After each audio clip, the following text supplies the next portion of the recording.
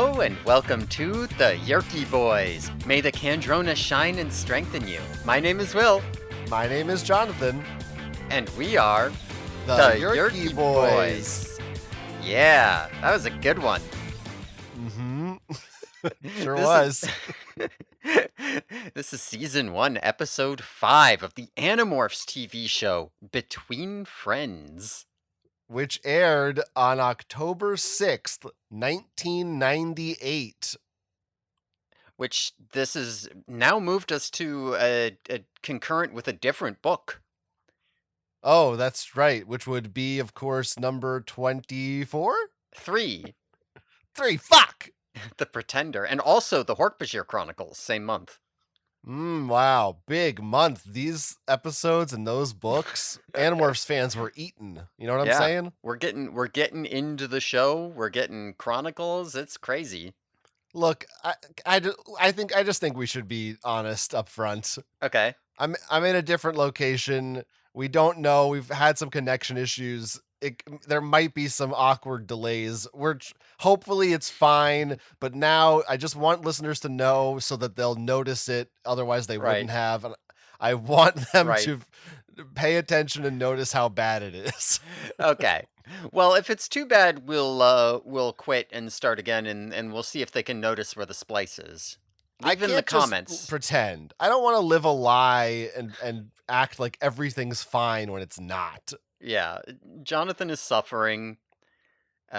Life is pain. It's gonna be okay.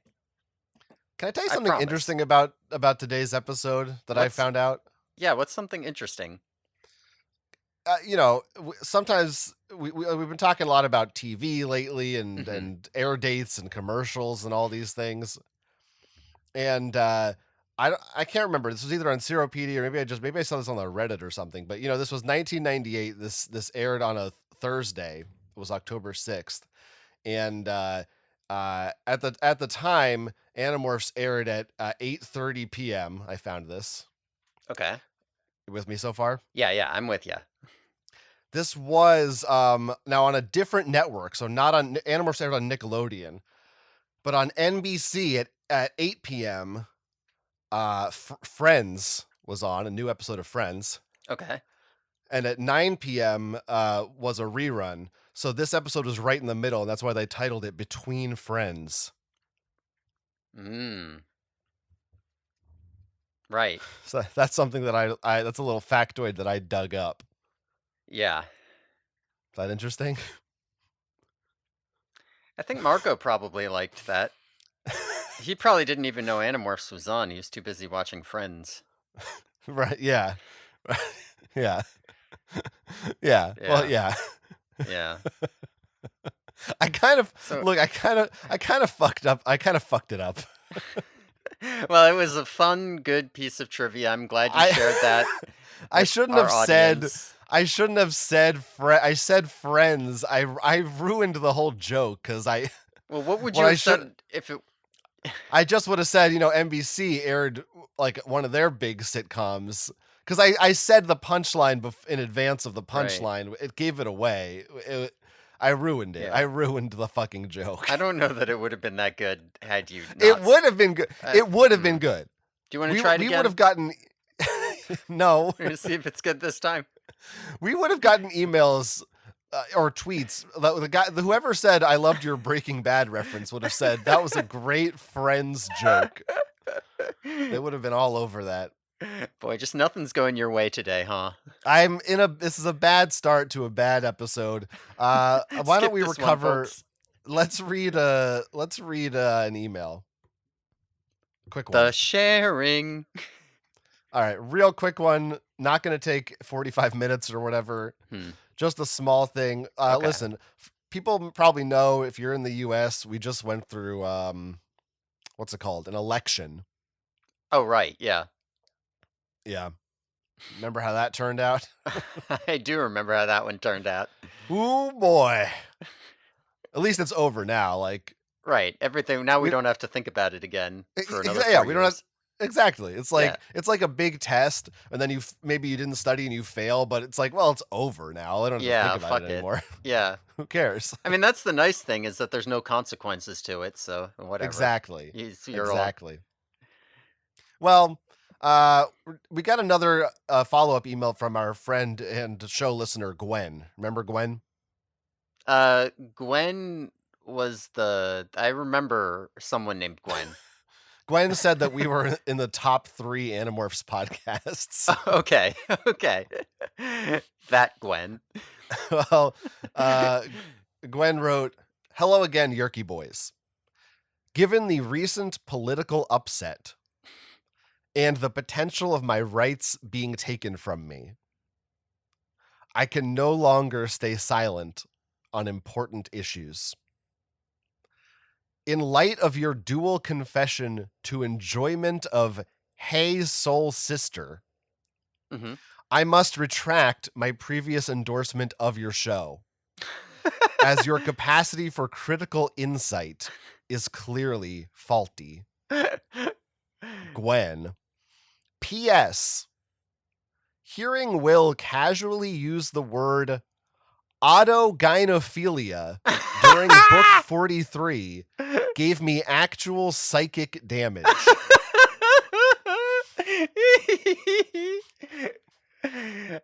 You can tell that I'm very internet poisoned. You can tell the kinds of weirdo shit posters that I follow. I'm literally like, when did you say that? I don't fucking remember I that. don't remember it, but I know what the context must have been. Okay, because I don't. I hope I gave you shit for it in this episode, because I don't, just reading that word, I was like, who the fuck would say that? I would slap them. You really do need to fucking stop going on the internet. It's bad for you. And that's me saying that. That's how I know it's bad, because I'm the one saying stop. You have a problem. What even is that? I don't want to talk about it. We talked about it enough. I'm sorry I had to say it again. I'm sorry, Gwen. I'm sorry to all listeners. However, I will not apologize for my love of Hey Soul Sister. I was gonna say I don't remember who said that, but I'll own it. Oh, it's because I did the song parody of it. Oh, okay. Yeah. Listen. Hey, first Visser. You remember? Yeah. Okay. I was like, I might well have said I love that song. Listen. Yeah, I'm sure that you did. I think we both did. It says our Yeah. dual confession. Yeah. Listen. Listen. I don't know what to tell you. It's great.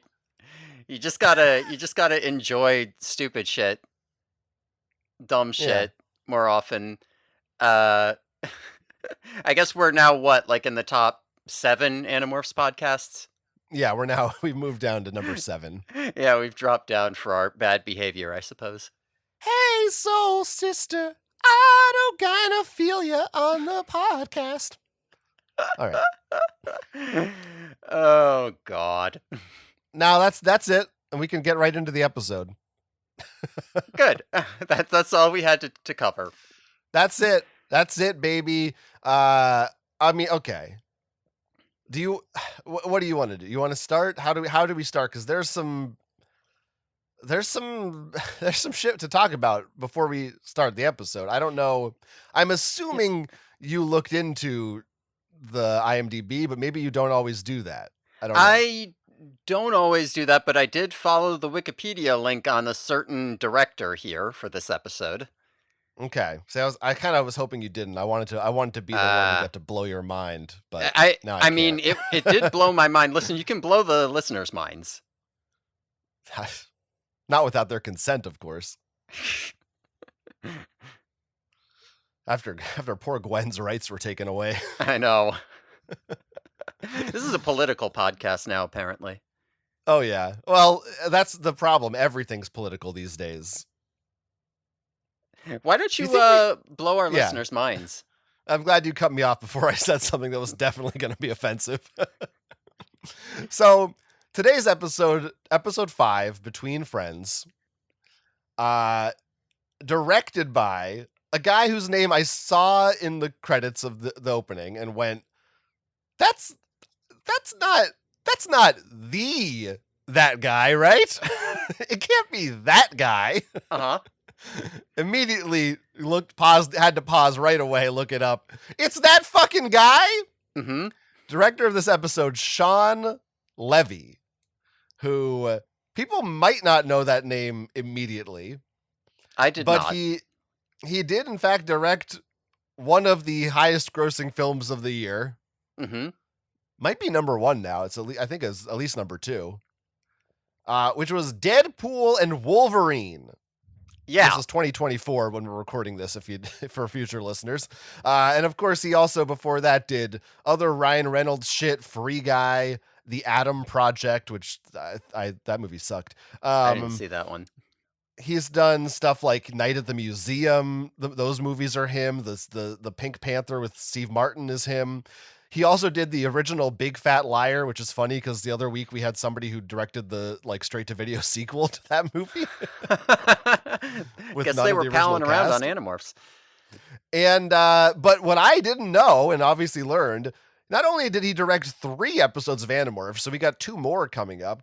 He's like, he's one of these guys. He worked on Journey of Alan Strange and Secret World of Alex Mack. So obviously he's Canadian, but he came up as a Canadian kids TV director. I mean, never in my wildest dreams did I think someone as successful as him currently would be involved with this show at any level.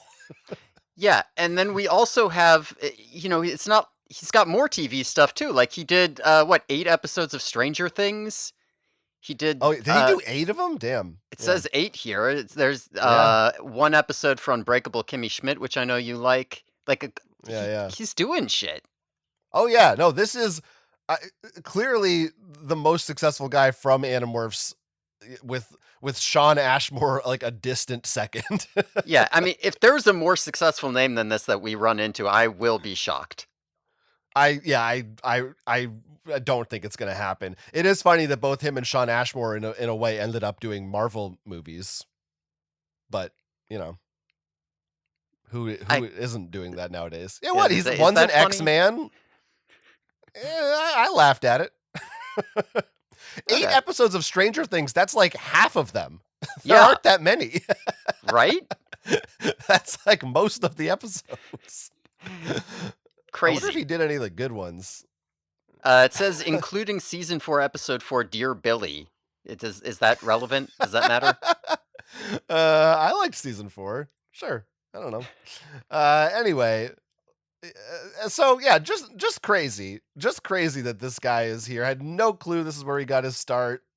But it sure puts things in perspective, doesn't it? In what way? Well, it's like, wow, you never know where life's going to take you.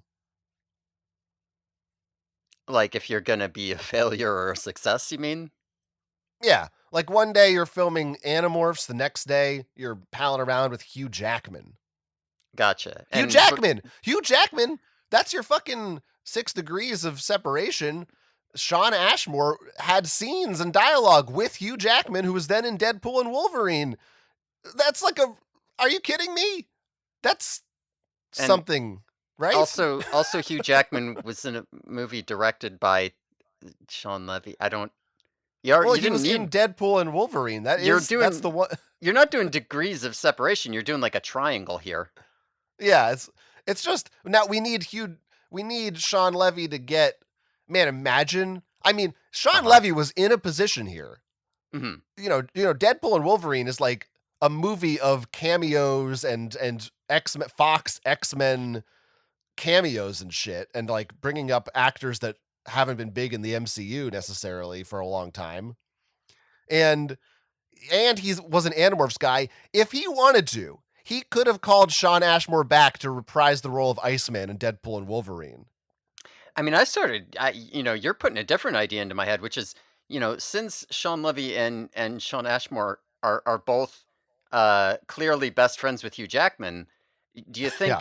think, they might be able to encourage him to push for an Animorphs reboot, maybe? Okay, so what are you thinking? Hugh And Jackman is Visser 3, or I, how are you that's envisioning this? I was gonna ask you who do you envision him as because the best I had was Visser 3, but I don't know if that's right. People don't. He doesn't generally play a bad guy. I guess Wolverine's an Yeah. asshole, but He could do the voice of Jerahami,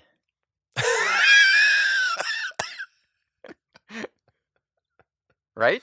yes, who will definitely be in the movie. Of course. Yeah, why He wouldn't can he be? be Marco's dad. It's just reframed, and Marco's dad is the main character. Um, you know what? Or he just plays Jake. Fuck it. Yeah, they're aged up. It's fine. It's like how they normally get like 20-year-olds to play high school students, only in this case we're getting how the fuck old is he now to play a 13-year-old? Get Robert Zemeckis on it. He'll de-age that son of a bitch in no time. I haven't seen that yet. Anyway, um, that's crazy. So you're probably thinking, dear listener, blockbuster film millionaire man Shawn Levy directed an episode of Animorphs. This must be the creme de la creme of Animorphs television. This Mm. episode is going to be a real treat. I mean, this guy is a bona fide, proven success. Of course, that's 25 years later. But I mean, I on the other hand, do people really think of Deadpool and Wolverine and Night at the Museum as like directorial masterpieces? no, I mean until Deadpool and Wolverine, I wouldn't have even which to be clear, I enjoyed a lot. Uh Most of his other stuff I either didn't see because I don't care, or I'm like, yeah, that's fine, I guess. That's not really my thing. So yeah, I'm not. Yes, I'm you make a point. Yeah, I mean, I'm not gonna lie, it's not really worth having a fight over at this point. But I'm not big on Deadpool and Wolverine. I did not really enjoy it Mm, at all. wow. So Maybe we should have a fight about it right the fuck now. I would say I wasn't prepared to have a fight, but when I did see that credit, I was like, non-zero chance a fight breaks out over that. Listen, I know it's not cool anymore to like Marvel movies. Hmm. I know I'm a fucking loser, but I don't fucking care. I like them. Deadpool and Wolverine is fun and funny. The crowd laughed. I laughed. I saw the cameos. I smiled. I cheered. I had a good fucking time because I can enjoy fucking life. I don't need to see a fucking. I don't need a talking dog to shit on a man's face or whatever to That's what enjoy a movie like you right. do. That's You what I sick want. fuck. I sure do. Fucking I support the alumni of Animorphs, and I think Shawn Levy is a goddamn hero. And go Well, fuck yourself. Just because, I love the X-Men. I fucking love them. mhm, And I'm a true fan. yeah. You're not a true fan. You're not a true believer. Excelsior, motherfucker. Well, listen, I'll give you this. The bad movies you like are Marvel movies, and the bad movies I like are like They're not Strays. bad. So I'll give you that. Yeah, I can't deny that. Listen, it's I don't need to cite the Rotten Tomatoes scores. I'm on the right side of history here. That's all I'm saying. Well, we'll see about that. We'll check How'd back in 20 Strays do years. at the box office? Listen, I'm not about to defend Strays. I just liked it. A Dog's Purpose, all those, the good ones. Okay. All right. We can't. You're making me angry. Look, I'm it's better mad. than making you bored. Yeah, I We'll, guess. I we'll don't know. get to Is that. it? Anyway, however you feel about this man, Hmm. you got to have certainly at least your expectations are, well, he's going to do a better job than probably anyone else I mean, that's directing this show. to be fair. Yeah, I mean, compared to that, my expectations are higher that somebody who actually found success and made real movies is doing this. I'm not sure that paid off. I I would mean, say I would yeah. never have guessed this would have been an episode that would like if I had not seen that, and I didn't see that until after I watched the episode. It is kind of just like kind of felt like all the other direction for the other episodes, to be honest with you. Yeah, I will say this to be very uncharitable toward Shawn Levy. I mean, obviously at the time, like making people who are directing these Nickelodeon shows, the job was not to stand out. And Hmm. usually that's not the job in television, typically. The job is you're a director for hire. You want it to be consistent with the tone and feel of the show. You're not supposed to be, unless it's like Breaking Bad or something, or The Sopranos. You're supposed to just kind of, especially for kids TV, you go with the flow. You make an episode, you leave. It's nothing. You're not there to be flashy or anything. And again, this is very early in this guy's career, so mostly what he had done really was just these kind of little kids TV shows and things. So yeah, I watched this episode, and even knowing his name in the beginning, I couldn't pinpoint.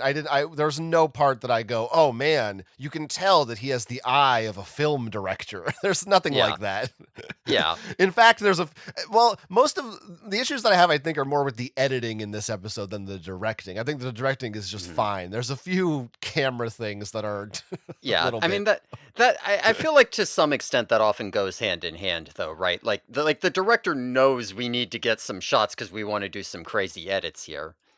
Perhaps it's hard to say, but also like how much of that is his idea versus Yeah, the producers of the show. They're true, like, oh yeah, we got to do that. I don't know. true. Although I don't think that there's anything like that that's more egregious than stuff they've already done in the show in this episode. I would agree it's not more egregious. I there were a few couple examples that I noticed that were, I don't know. It seemed like a Yeah. little more frequent or in your face. Yeah, maybe that's true. That's true. Uh Anyway, Anyway, yeah, I guess we can talk about the direction, but or the editing nitty-gritty when we get to it. We should also mention that the writer of this episode is Ron Oliver, who hmm, directed the last two episodes. This is his first writing credit, but I guess this guy's hmm. just they got him to write, they got him to direct. This guy's just around. They need a guy to do some work. He's around. That's who you get. Let him go. Yeah, I didn't even look at that. I was reeling from the film director of my beloved Deadpool and Wolverine. Couldn't look past that, Yeah, you know. yeah, can't skip that. Yeah. Uh, I mean, can we talk about this episode, I guess? Yeah, well, yeah, let's talk about this episode. Okay. Should we just give the basic what it is? Yeah, I mean, so to start with this is basically book 2. Um, Right. so Episode if 5, book 2. For those of you keeping track at home, try to work that one right. out. Right. Well, the first 3 were book 1, the second one was nothing, or the fourth one was nothing. Yeah, this is book 2, The Visitor. That's the first Rachel book. It's the one where you actually talk about Melissa for the only time in the entire series. They sneak into Chapman's basement and she turns into a cat, Visser 3 on the hologram, that sort of thing. Mhm, mhm, mhm. All of Now, that stuff. Mhm. yes, and it basically follows it's basically the roughly the same plot. There's no crazy. I guess they talk about the disc a little bit, but Yeah, it's roughly the same plot, but very much, pared down in a lot of ways that is good, I think. Like, I Mm, do think that the flow of the plot, like the large structure of the plot, the way they took what happened in the book and cut it down was good for TV. There were some things that I don't think were very well constructed, which we'll get into. But, in the book, you'll notice Rachel, like, they go to Chapman's house. She has to morph a shrew so that they can catch the cat. That's multiple chapters. Okay, we got the cat. It's too late now. We got to go home. Rachel comes back as the cat. She's spying on Chapman. She's in the basement. Blah, blah, blah. Things get close. She comes back. I gotta go back down there. They go back to his house. She's in the basement again. The book is, you don't need, I'll just say right now, in this episode, they go to Chapman's house one time. That's all that, and I think when we covered the book, we were saying this is a little repetitive at this point. Yeah, we don't mm, need any of that. The giant action sequence at the end where they're crushing bug fighters with earth movers and gorilla morph is something a lot more doable in a TV show. That's also probably a good decision based on how the Yerkpool, scene was handled. So, large scale, big structural things, I'll give them that right off the bat before we even talk about it. Wow. You're giving them a lot. I'm giving them a lot. It's generous of you. I'm a generous guy. Well, uh, well, so right away the episode Mhm. begins, and you all immediately you see the kind of editing shit that I'm referring to, Yes.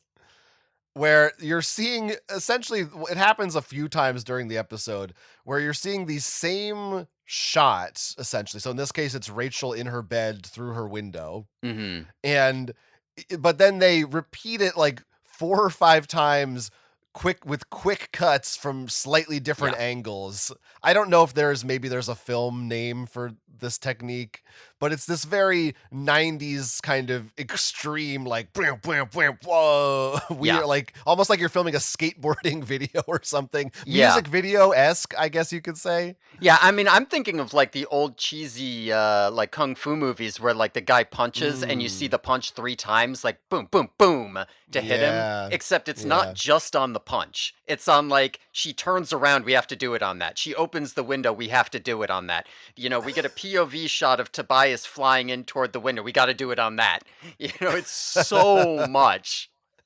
It is pretty wacky to start with right away. Yeah, um, and it's also creepy. I mean, I don't. Is it supposed yeah. to be creepy? Because it is.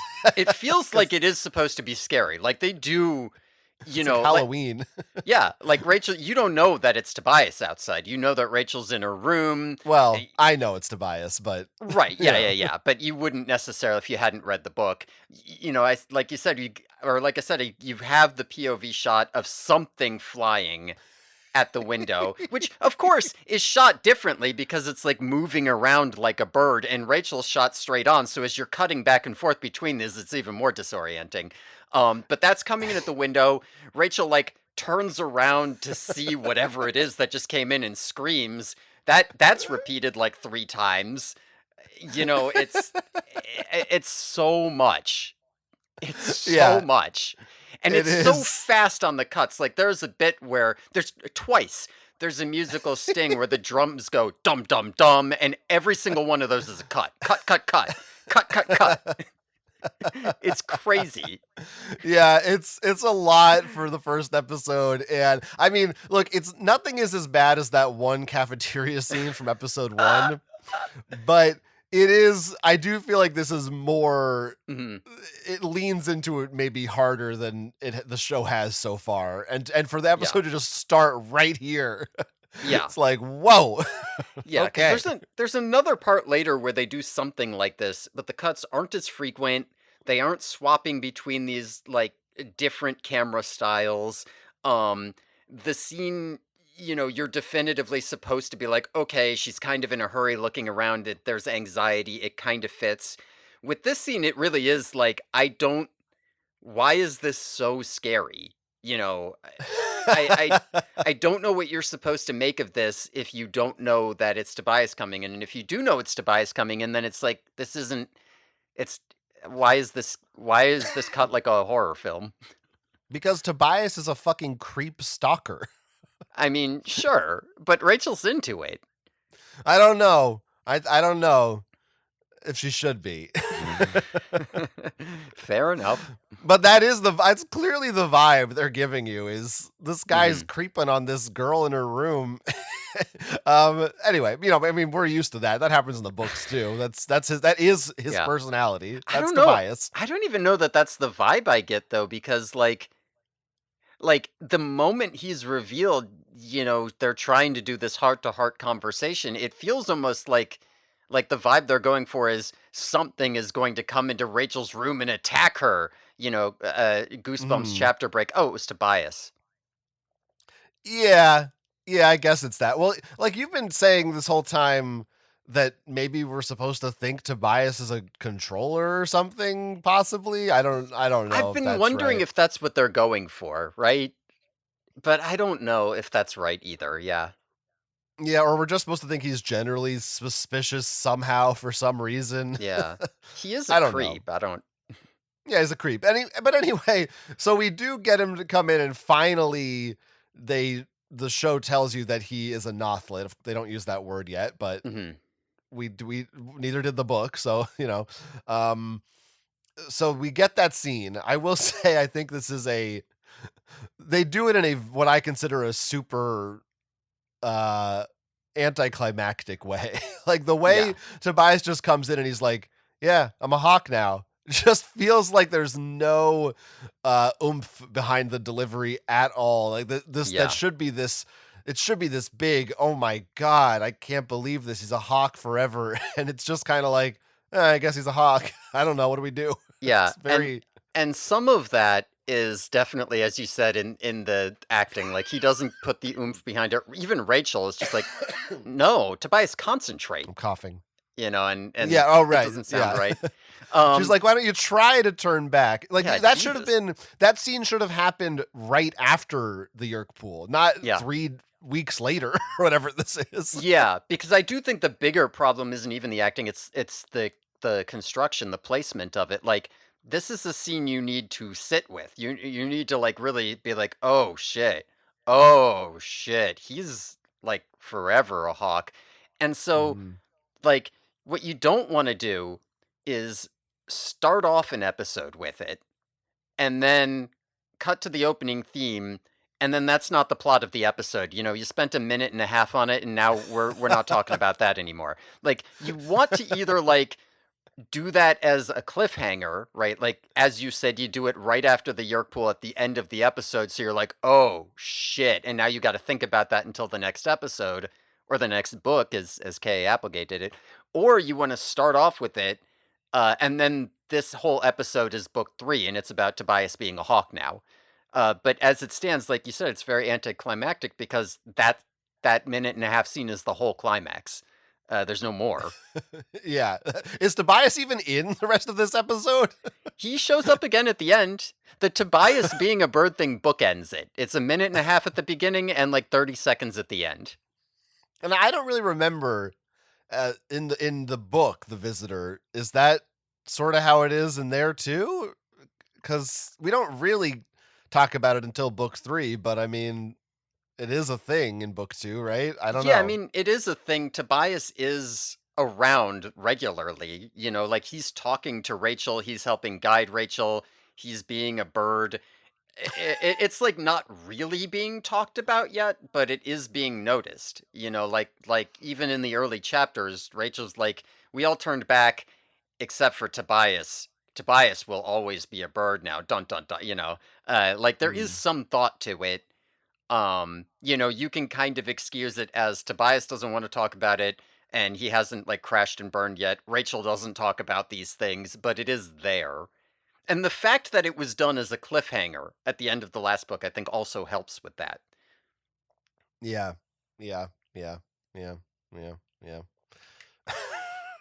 But They yeah, fucked it for up. yeah, first bad writing decision, I think, is the way The that they decided to do that. It is strange. It almost feels like they maybe were thinking, "Oh, yeah, well, this is just a foregone conclusion." Maybe they just thought every kid knows he's a Yeah. bird, so we don't need to spend that much time on it, I guess. I don't know. Yeah, that's certainly possible. Maybe they just didn't know how to emote properly around a hawk actor. Well, I'm sure that was a challenge for the directors, the kids, the Yeah. actors, and the doing the voiceover. I'm sure Christopher Ralph was in a booth like, what is she going to be reacting to me when I say this line about being a bird? What the fuck am I Yeah. doing? What's Animorphs? What is this? I do think in uh general, all of the Animorphs have much worse performances in thought speak than they do oh, for sure. physically. Like they did not have good voice direction. Yeah, for sure. I think that's definitely true. Which is, that's fine. It's not like they're animals all the time or anything. Right. Yeah, no, that's not a huge part of it. Here's another thing I'll say about this show. As this scene happens, then we go cut to the theme song, which is Mhm. still a banger.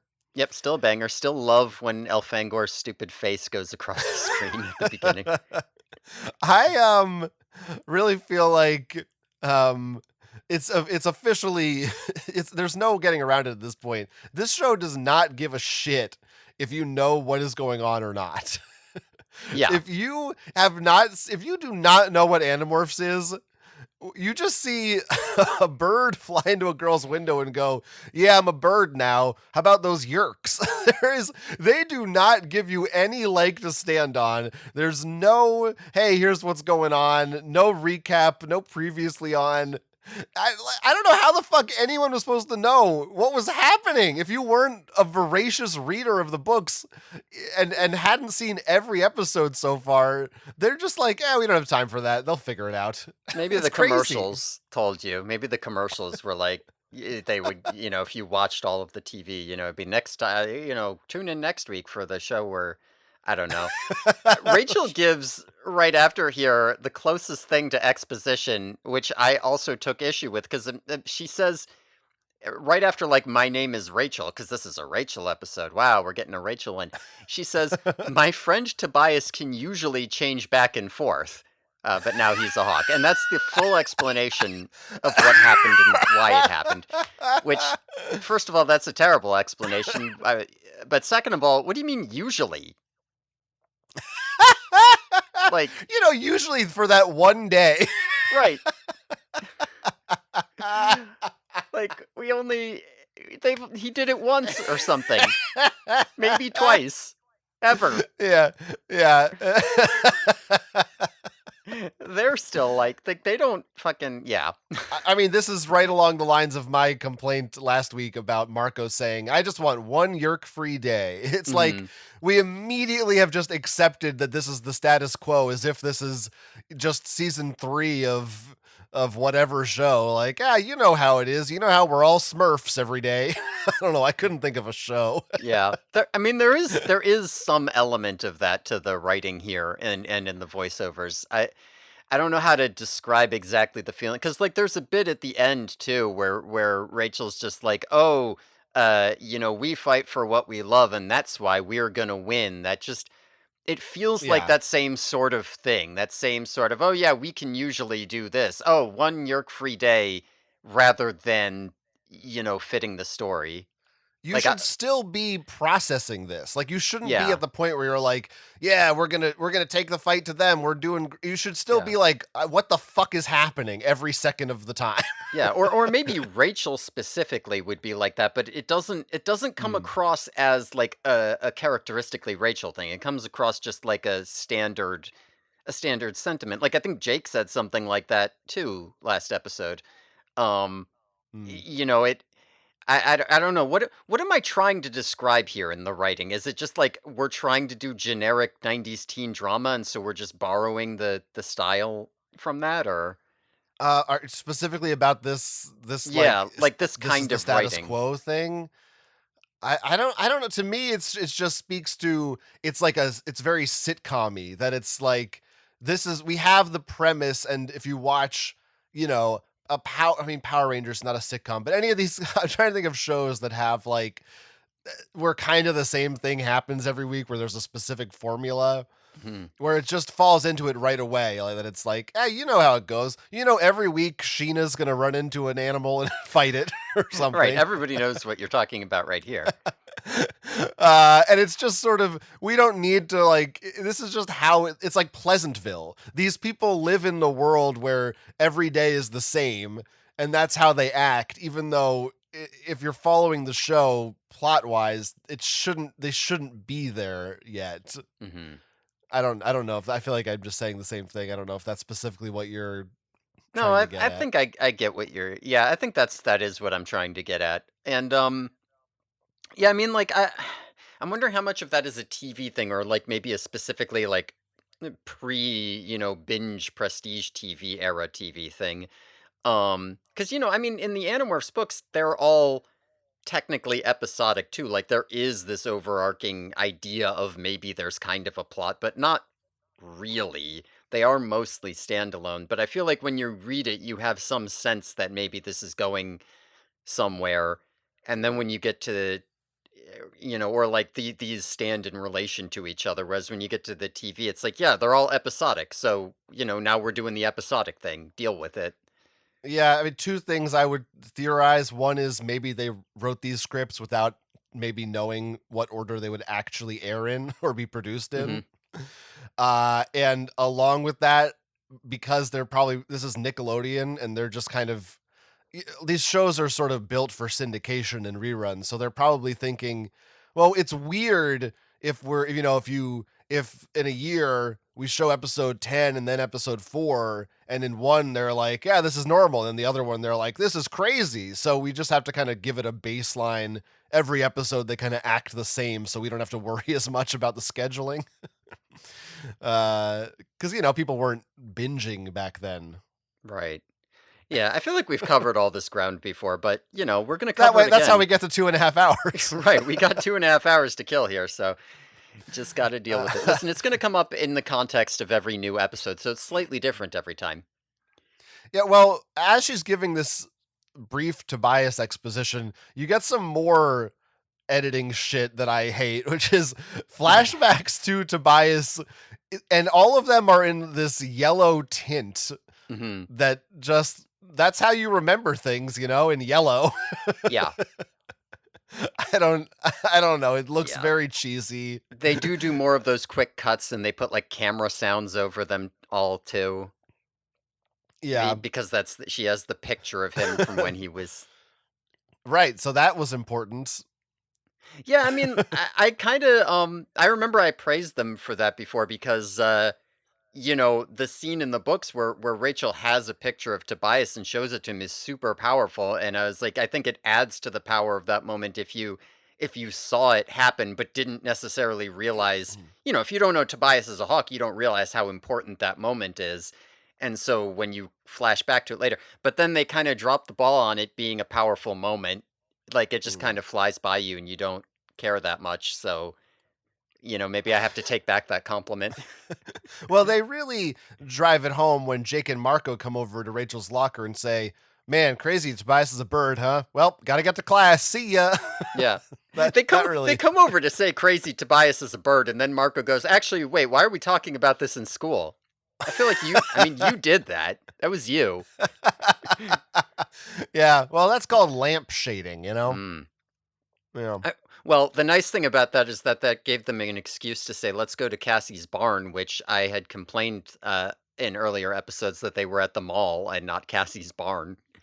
yeah, yeah. You got a perfectly Yeah. good barn to use. Yeah, which is a good chance to talk to Cassie and give her some character development. So I wonder if they'll do that this episode.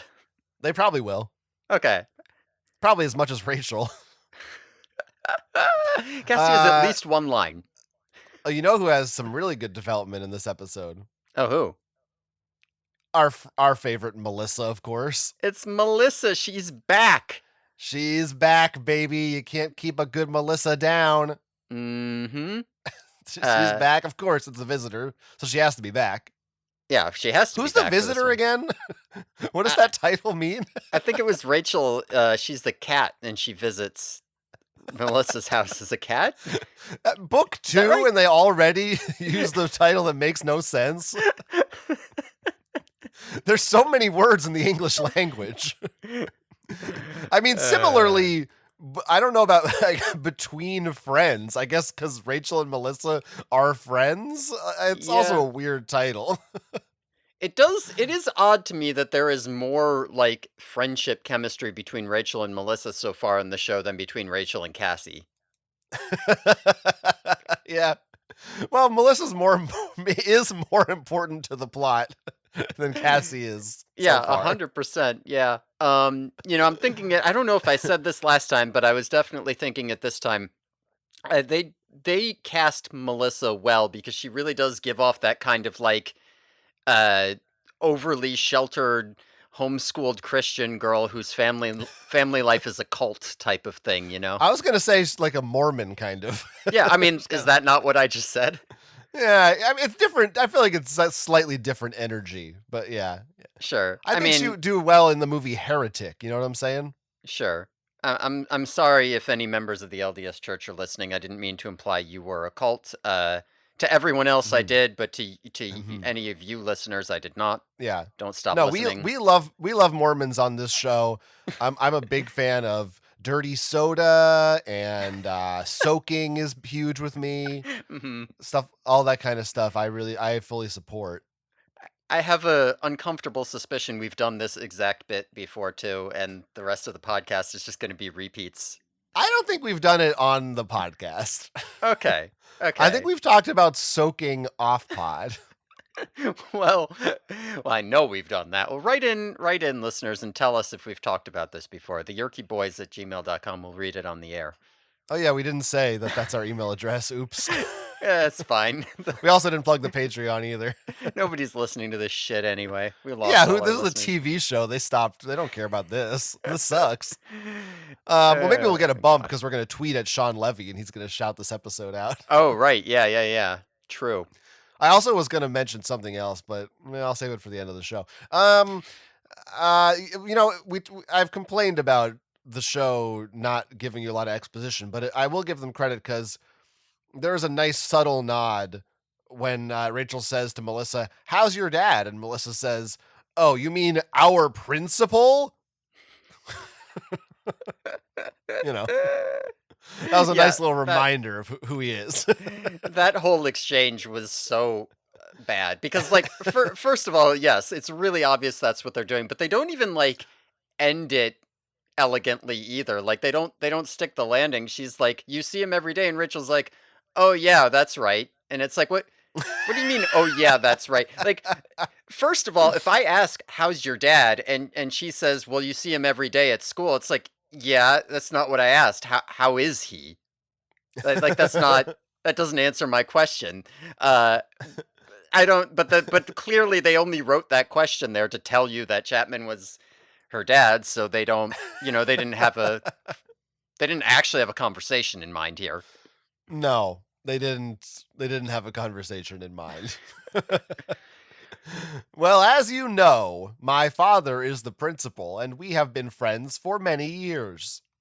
Oh, Yeah. I mean, here's the thing. Like Melissa says, there's a whole thing about like, oh, he doesn't like me having friends over ever since recently, like all cult like. But, um, you know, Melissa is supposed to be having problems with her dad here. It would be very easy for her to be like, yeah, actually, I don't know, it's just been weird. I don't know. I feel disconnected from him. Maybe he's having trouble at school because the vice principal had whatever issue, and there you go, the exposition's in. I don't know. It's not sure. that hard to write, I feel. Yeah, especially when you've already read it. Fucking Ron Oliver. Go back to directing. Yeah, maybe trade in one of your two first names for some better writing skills, bitch. Uh, listen, I put all of my generosity up front for this episode. Yeah. When was that? Because I think I missed it. It was when I was saying they made a lot of good decisions in adapting the book. Whatever, they remember. Okay, Listeners okay. remember. It wasn't. I thought because you weren't very generous towards me or my opinion about No. Deadpool and Wolverine Right. No, no, no. I don't mean toward you. or the career of Shawn Levy. Right. Wait a minute, Shawn Levy and Shawn Ashmore. They're both Shawns? I did think of that when I said both their names next to each other. Because they're spelled totally different. One's an Yeah. SHAWN, the other's an SEAN. Mm-hmm. So I was like, yeah, wow, two Shawns, Iceman and the director of an X-Man. I'm not gonna get over this. This is Two crazy. Tucson's, Arizona. Okay, I did like that. Thank you. I was pretty Yeah. sure you were not going to be happy with that, but No, I like Tucson's, Arizona a lot. Imagine if they did a new X-Men movie that he directed with Shawn Ashmore they shot it in Tucson. I can tell what you want to talk about here, and it's not the episode. I mean, this is way It's more mind-blowing and it's time exciting to to do me. the X-Men podcast instead. It's time to quit. Oh yeah. We're Oh the yeah, baby. X-Men boys. That's going to be on the Patreon at some point, but okay. Let's talk about the actually important stuff about this episode. Cassie's hair has reverted to its early episode style. Yes. Not down anymore. So Now I don't know what to believe now. now it was down last episode? Yeah, it was. So far, it has only Yeah. been down in the intro and in episode 4. Okay. Well, unfortunately, the production order doesn't help us with that because, like, the only one that was out of order was episode 3. Right. They shot episode 4 before this one, so Mm. they didn't like make a decision at some point to have her hair down. They're just flipping it around for who. I don't know. They don't know what the hell Cassie is doing. They don't know who she Wait, is. They don't know what she looks like. wait. They didn't film the first 3 and then this one. So maybe her hair was up, and then they put it down. No, no, no. They filmed the first 2, and then they filmed 4 where it was down, That and then this they makes filmed no. this one where it went back up. This is baffling. Like, this is why I'm like, is this production order thing correct? Because why the fuck would you film? I mean, I understand it's TV, but usually whatever. Why are we Yeah, trying to figure this out? We don't know the answers. We don't know. yeah. We don't know. I just, It's I want to know I'm what she's just going to do with trying her to hair. say that that is not going to give you a clue to the answer of what's going on with Cassie's hair, God damn it. unfortunately. I Uh, guess I want it to be up because it's up in the books, but mhm. I don't know. I kind of like the down look too. I don't know where I land. I feel like this is we need the listeners to chime in. Which side are you on? Hair up or hair down for Cassie? I mean, here's the problem: is that Cassie still doesn't have a character in this show, right? Because if her It's the character hair. was very, very like strict, Existent.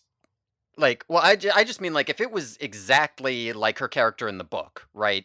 Very, very whatever, I don't know what the word I'm looking for is, then I probably would want it up because that matches the book. But if they changed it around a little bit to make it work for the show, I might want it down. But like I would have more of an Mm. opinion on what I would want her hair to be if I knew what her character was in this show, but since she doesn't have one, I don't really care. Well, yeah, that's fair. All I can say is this: Marco's hair, mwah, chef's kiss, perfect. No Yeah. notes. Not a lot of Marco in this episode either. No, but I did. They're in this barn scene, and I don't know why, but Mhm. I did write down Marco is funny. Yeah, he had a couple of good jokes in here. Look, we've had a lot of Marco. He needs a break. That's not unfair. Um, yeah, Rachel's here in the barn, and they're all in the barn, and Rachel's like, "I want to break into Melissa's house to spy on Chapman." And Jake, last episode, he just kind of made a plan without telling anybody and did it within the hour. This time, he's like, "No, no, had way too many close calls. Let's just not do that. Fuck Melissa. Like, why are we even talking about this? Spy on Chapman, who cares?" I guess Rachel says something that it doesn't necessarily make sense about, don't we want to figure out how to get Tobias to turn back, so we should spy on a high-ranking controller?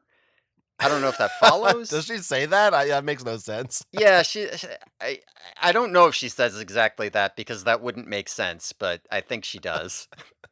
Well, Tobias is still here, and nobody is. Everyone's just acting like, yeah, that's Tobias. Nobody seems Yeah. real sad about it. Yeah. Yeah. There's and Yeah, I mean, there's a bit in here. Tobias also doesn't have enough character yet because he hasn't, he wasn't there last episode, and he spent most of the other episodes being a weirdo lurking in the background who flies in at the last minute to do something cool. But other than that, he isn't around. Like, there's a bit here where Tobias says, "Listen, nobody wants to stop the Yerks more than me, but I agree with Jake," which does nobody want to stop the Yerks more than him? In the books, I get why he would say that, and it's probably even true, but I don't know why that is here. Um, I also Hmm. feel like in the books, if we were being more true to that character, he would say something like, "Yeah, I 100% agree with Jake. This is too risky. Oh, wait, Rachel looked at me? No, no, we should do it." Yeah, yeah. Imagine a girl looking at you. I mean, that is what gets Tobias for sure. And he can really see him. True. He's got vision. He's like, I know you're looking at me, unless you're Yeah. behind me. Yeah. I don't know if his peripheral vision's that good. Yeah, I have no idea how whatever, who cares about bird facts? Tobias does, I don't Oh, care. whoa, hey, whoa, come on! Don't say things you can't take back. Jesus. Yeah, Rachel wants to go to, she's gonna do the mission anyway, right? She's gonna break into Chapman's house, and this is the part where, you know, this is not how this went in the book, but if you were being true to the character in the books, Rachel might, at this point, you might have her go to Tobias and say, I'm going to go behind Jake's back and do this mission anyway, and you're going to help me. And then maybe while Rachel does this mission, she's in constant thought speak communication with Tobias, who's watching out. So you would have a lot of Rachel Tobias interaction throughout the episode. You'd get a chance to learn a little bit more about how they interact. You could maybe explore Tobias being a bird better since that was just shown at the beginning. You could maybe learn a little bit more about Rachel's character by having her bounce off someone. They don't do that. Rachel's going out here on her own. She has no other characters to bounce off of. Tobias is dropped. Uh, I don't, again, baffling decision. Yeah, I mean, it's a bad plan. This is the part also where I don't remember as well how Hmm. much of this is different from the book or the same. So I don't remember the specifics of like when does she go into Melissa's house and who All goes with book. her and again and again and again. Yeah, three different times she goes to Melissa's house. And the first time it's the whole group. The second time she has the whole group there as backup because they all decide. The third time, um, the third time she's lying to everyone because she almost got caught the second time and she said it's not risky. So the third time Jake sneaks in on her as a flea because they all suspect she's not telling them something. Um and that but the group is there the whole time. Rachel doesn't quite just go off on her own without anybody else. But she Well, is the only one going in the house. Uh yeah, mhm. I don't know. I do think Well, that yeah. no, go ahead. Go ahead. Go Okay, I ahead. was gonna say I do think that like changing it to make it a little bit more independent is not a good decision because Rachel is very underdeveloped at this point. We've talked about it. Rachel and Cassie both very underdeveloped. Um, you really, I think, needed another character for her to bounce off of throughout this infiltrating the house thing. Um, I guess her just defying Jake's orders and going in anyway is supposed to be her being a loose cannon, but I don't know if it really felt that way. Like, I don't know that I know Rachel that much better after this episode than I did before, even though this would be a good opportunity to do that. She's no more of a loose cannon than Jake already was last episode, as you pointed out. Right. Uh, um, Jake is there, but the show just is not interested in developing these characters at this point. It's Yeah. like we have a plot we have to get across. What I mean, kind of to the show's credit, I do think the what's most important for this episode is establishing Melissa and her relationship with her dad. Mhm. That is the plot of the episode, and it makes sense to focus on that above the Animorphs themselves.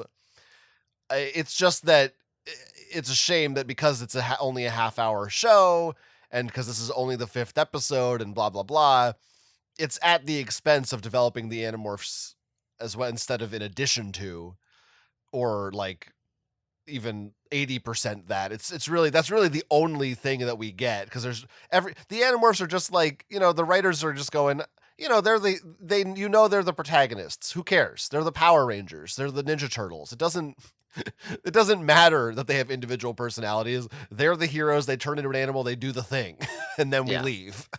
Like they Yeah. just don't care. Yeah, I agree with you. I do think that the Melissa scenes with Chapman are good. I enjoy them. They work for me. And you are right that it's good to have that development, but I really do feel like you don't necessarily need it to be great just for this episode. Like I would want it to be really good because you're gonna continue using Melissa as a character. And also, as you said, like if this came later, or if they had done a better job developing Rachel and Cassie and Tobias earlier, I wouldn't be sitting here saying like, why don't I have these characters yet? Why don't I know who they are yet? You know, I would be saying like, oh, you did a good job getting Melissa going here. Mhm. It is a bit awkward, even though I know, the books are longer and they do a better job at this, also because 'cause they're POV books, I think helps in some regards, but Hmm. I think it's somewhat awkward because this is episode 5, but it's really book 2. So we're still in this weird place, where we're still very early on, even though it feels like 5 episodes in, which is not to say you couldn't establish the characters well by this point. If you had better writers, you could have done it. It's possible. So I'm not like letting them off the hook, but it is weird because it's like I don't think I fully knew who Rachel was by book 2. Maybe I'm wrong, maybe I'm misremembering, or maybe I'm not giving enough credit, but like it doesn't seem crazy to me that at, at book 2 you don't Hmm. really 100% know who Cassie and Rachel are. I'm like, yeah, that's very Yeah. early in the series. I don't, but I mean, here there's literally nothing. Yeah, and you do kind of have some sense of Marco and Jake to a lesser degree, for Yeah. sure. I think in the books you had a much better sense at this point of who Tobias, Marco, Rachel, and even Cassie were. I think that I had problems with Jake not being fleshed out for a long time, and I think that you had problems with Cassie not as like who is she, but as like what does she want? What's her primary, Mm. right? Like I know why Rachel fights, I know why Marco, I know why Jake, but why is Cassie doing this? And that took a while. But I But I do don't know think if at I this point in the even books it was had those better. questions in book 2 though. I feel like in book 2 I was still just like, what's going on? I think you might have. I think you Maybe I might have. did. I don't remember though. Surely I didn't have much to say back then. Yeah, I mean our episode. Listen, books 1 and 2 were really long relative to the later ones, but I don't know if we were even regularly breaking 2 hours yet. So I don't think book 2 was a long episode. I think we were not as long-winded then.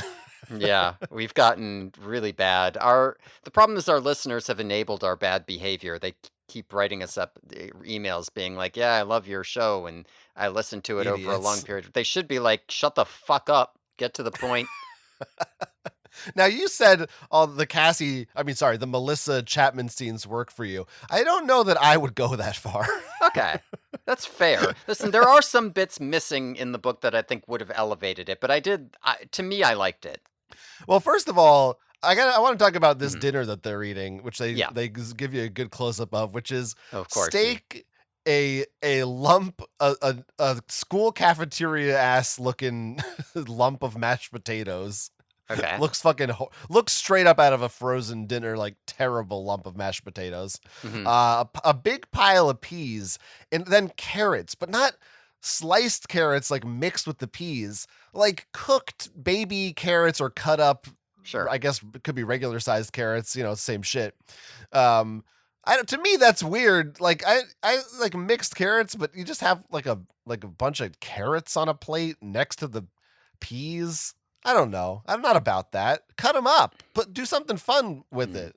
I don't mind the baby carrots on their own. I don't think that's really a problem, but I do think there's too many. Like if you're gonna, as you said, like not cut them up, Mm. if you're just gonna have some baby carrots, those are just like a little extra. There should be like 3 or 4 of them, right? There's more of them than there are the Mm. peas, which is crazy to me. Yeah, it's a much bigger pot. They should at least be like, is there even any kind of sauce on there? Do they like Hmm. give them a nice some pepper, some fucking, I don't know, a rosemary oil? Boy, you're like a little chef over there. What can I say? Also, that steak looks like well done. What the fuck, Chapman? What the fuck, Innes? Yeah, But it's Innes's fault. my Actually, I real think it's issue. Melissa's. Oh, right, she's the one who cooked it. Yeah.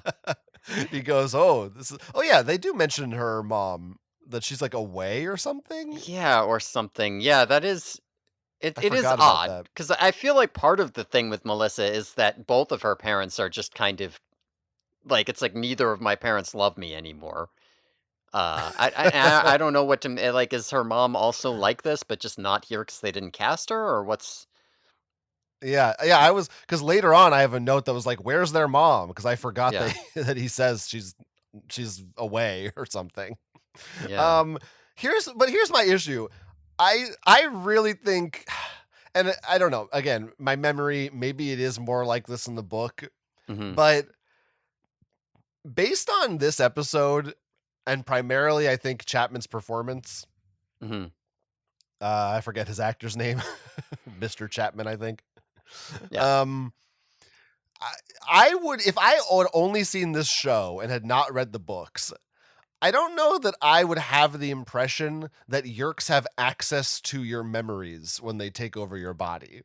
Because there yeah, are many line readings and things and dialogues that the characters say, specifically Chapman in this episode, that sound like he's making stuff up on the fly or like he doesn't know the answers to questions about how he's supposed to act. And also he's just really hamming it up like clearly this is not Melissa's dad. Like he's acting mhm, so weird, and that's the whole point of the Yerks is that you can't really tell. yeah.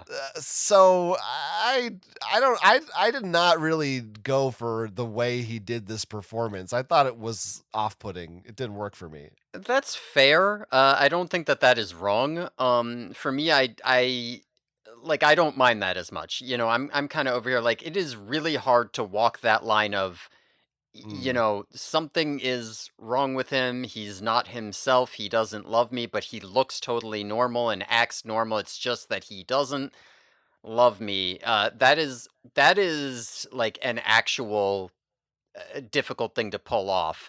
And yeah. we are trying to do this hammy over the top kids show. I'm willing to accept, yeah, he's going to be really hammy and obvious about it. And you know what? I like those kind of hammy things. I'm okay with it. It's fine by me. You're not wrong though. Yeah, I liked it more in the context of him talking to Marco or something, Mhm. but I guess when it's like Melissa, his daughter, and they're just alone eating dinner together, this intimate scene, it's sort of like, all right, dude, come on. Yeah. I'm Yeah. sure. I guess that was Shawn Levy's fault, maybe directing him to act that way. Could be, could be. I mean, there are some bits that could have made, and I wonder if some of it is also softened because it's for kids, because like there are some bits where, maybe like the horror of the situation for Melissa doesn't quite come on as strongly as it might in the books, right? You Mm, don't ever hear her say, "My parents don't love me anymore," and they say they do, but they don't, and I don't know why. You don't have the scene where Melissa is in her room crying because she doesn't know if she did something wrong, and Rachel the cat is like trying to comfort her. You don't have any of that. Melissa's just like, "Why is my dad being so weird?" Um, and that's about all you get.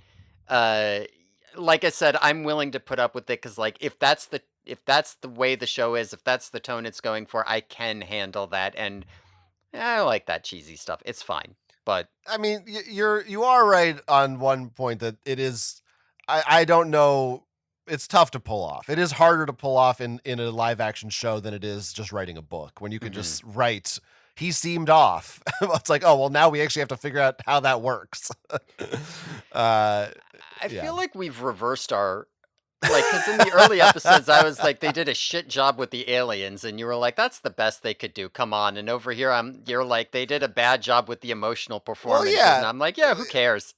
Yeah, because the aliens, I'm like, I understand it's hard to make an alien. And you can have an actor act good. That's not you don't need a bigger budget to be able to make him act good. That's much less excusable to me. I mean, fair enough. Listen, I'm just willing to put up with dumb, cheesy, campy shit and kids stuff. Whereas with the aliens, it's like if you can't do it, don't do it. I don't know. I can't be like don't have an emotional scene if you're not gonna act right. Like you got to have them. Yeah, I mean, yeah, you got you got to have them. They could be good. They could look. This isn't like I wasn't. I don't know. Maybe, we the more we talk about this show, we spend so much time on it because that's the nature of this podcast, and it it makes it the amount of time we're devoting to this conversation about this scene Mhm. makes it seem like a much larger issue than the reality of me sitting there watching this going, he's a little overacting. Yeah. It's not like, oh, this is the end of television. They've massacred this character of Chapman that I love. Yeah, It's not that bad. this is 30 seconds to a minute at most that we just talked about here, so Right. Um, Rachel's outside acquiring their cat, Fluffer McKitty, though they don't say his name here. And Jake is here too and watching her and being like, "Rachel," but then she goes in as a cat. Now, why is he here? I think he just followed her because he had a feeling she was gonna pull Hmm. some shit. That was He's what just I don't know if they say that, but that's what I thought. That's the best I had other than maybe he's just stalking his cousin cuz he's into her. Well, Uh why not a little of both, I a think. little of both, yeah. Again, why Jake? Why not Tobias? Why not Cassie? Well, I don't need Jake around. I What I need is to see Rachel and Cassie enter. Whatever. Who cares? I already It said this, sure seems like it should be Tobias. If I mean, he's right? in the opening, like, we're doing that. It Yeah, makes so much sense, and you also don't need to, you just have a hawk on set. yeah, It's pretty easy. yeah. Exactly. Like the way you literally just do a bunch of voiceover stuff while she's in the house because Tobias is sitting on the roof. Occasionally, you cut to a shot of a hawk sitting on the roof so you know who she's talking to. It's not hard. It's because Jake is the main character and he is the white boy. So like Yeah. they just want him to be in every episode, I think. Yeah, I mean, that's gotta be what it is. How about this cat morph? Where she Sure. morphs the actual sequence where she morphs into it. I think it's one of the better ones we've seen in the show so far. Well, it's one of the only ones we've seen in the show so far. Yeah, that's true. Yeah, it's all right. I mean, I like when before that when Chapman hears her outside and he doesn't look to his right, so he doesn't see her. Right, yeah. The classic. But Uh, yeah, it's fine. The cat morph looks fine. Listen, I'm just Um, happy they actually did not just a morph on screen, but a full body morph. Like, that's that's ambitious for true. this show. Yeah, you're right. No, that's right. Credit where credit's due. Yeah, it's not Uh, actually a lot of credit. I relatively good is doing a lot of heavy lifting, but I don't know if Fluffer McKitty is Fluffer. Is this the right color patterns and everything for Fluffer McKitty? I don't I don't know if think it's book so. accurate. I think that this cat looks more like Dude was supposed to look, but I might be wrong. Hmm. Hmm. Yeah, that's tough. That's tough. I don't know why. In the book, doesn't she like? Don't they trap Fluffer McKitty in a cage or something while she's in Yeah, there? yeah. In the book, Yeah, they lure him outside and then they put him in a cage while Rachel goes in. makes sense. Yeah. Oh well. But they Oh weren't that well. well. This time it was just Rachel, so she didn't have time to do that. Yeah. Now, sometimes you comment on the music in these episodes that I don't really care about, Hmm. but this scene had some pretty good music. Yeah. Yeah. I have written. Yeah. I don't. How did this go? It says dun dun dun dun dun dun dun dun dun as she It, goes it's down the stairs. it's almost like the freaking propeller head spy break from the lobby scene in the Matrix. Down down down down down down down down down down down down. Like it's got that kind of vibe to it. It's kind of It does. badass. It does, and it's her going down the stairs as a cat. It feels maybe not that fitting, but I guess this is the action scene right now. So Yeah, I'm it's her running downstairs and rifling through a toolbox. Like what? It's I'm looking at whatever. the David Mattingly art here, and that is not the right color for this Fluffer McKitty. Just so you know. Okay. Well, that's disappointing. That's very disappointing. Yeah. Cat. Yeah, I mean, do we just get to that now we get to the secret Chapman goes downstairs, he opens a panel and starts talking to Visser 3. Yeah, yeah. I mean, he says that even before he goes down there. On like 3 or 4 different occasions, he sees Rachel the cat and goes cat, And he does that when he's eating dinner with Mm, Melissa too, like, the same way yeah. he would say "Andalite," like, is this just like a Yerkish tick? Again, not the most subtle. Like, why would Chapman's Yerk do that? Doesn't he? Can't he figure out that's not how humans behave? Yeah, yeah, It's just it's a thing that's yeah. We need kids to really know this guy's not this guy. He's a Yerk. He's a Yerk. yeah. He's This is bad. this is also the other portion I was talking about earlier where the editing gets a little bit crazy when Rachel's, like, looking around trying to find a communication device or whatever while Chapman's coming down the stairs. Yeah, It's not that bad. It's fine for what it is, relative to, like, the opening, but we don't get any a cat POV in this episode, do we? I we feel like get a all the little other bit. ones have. Oh, we do. Okay. Yeah, there's a little bit coming up, when Chapman grabs her, we see I think I have a note about why does all animal vision suck?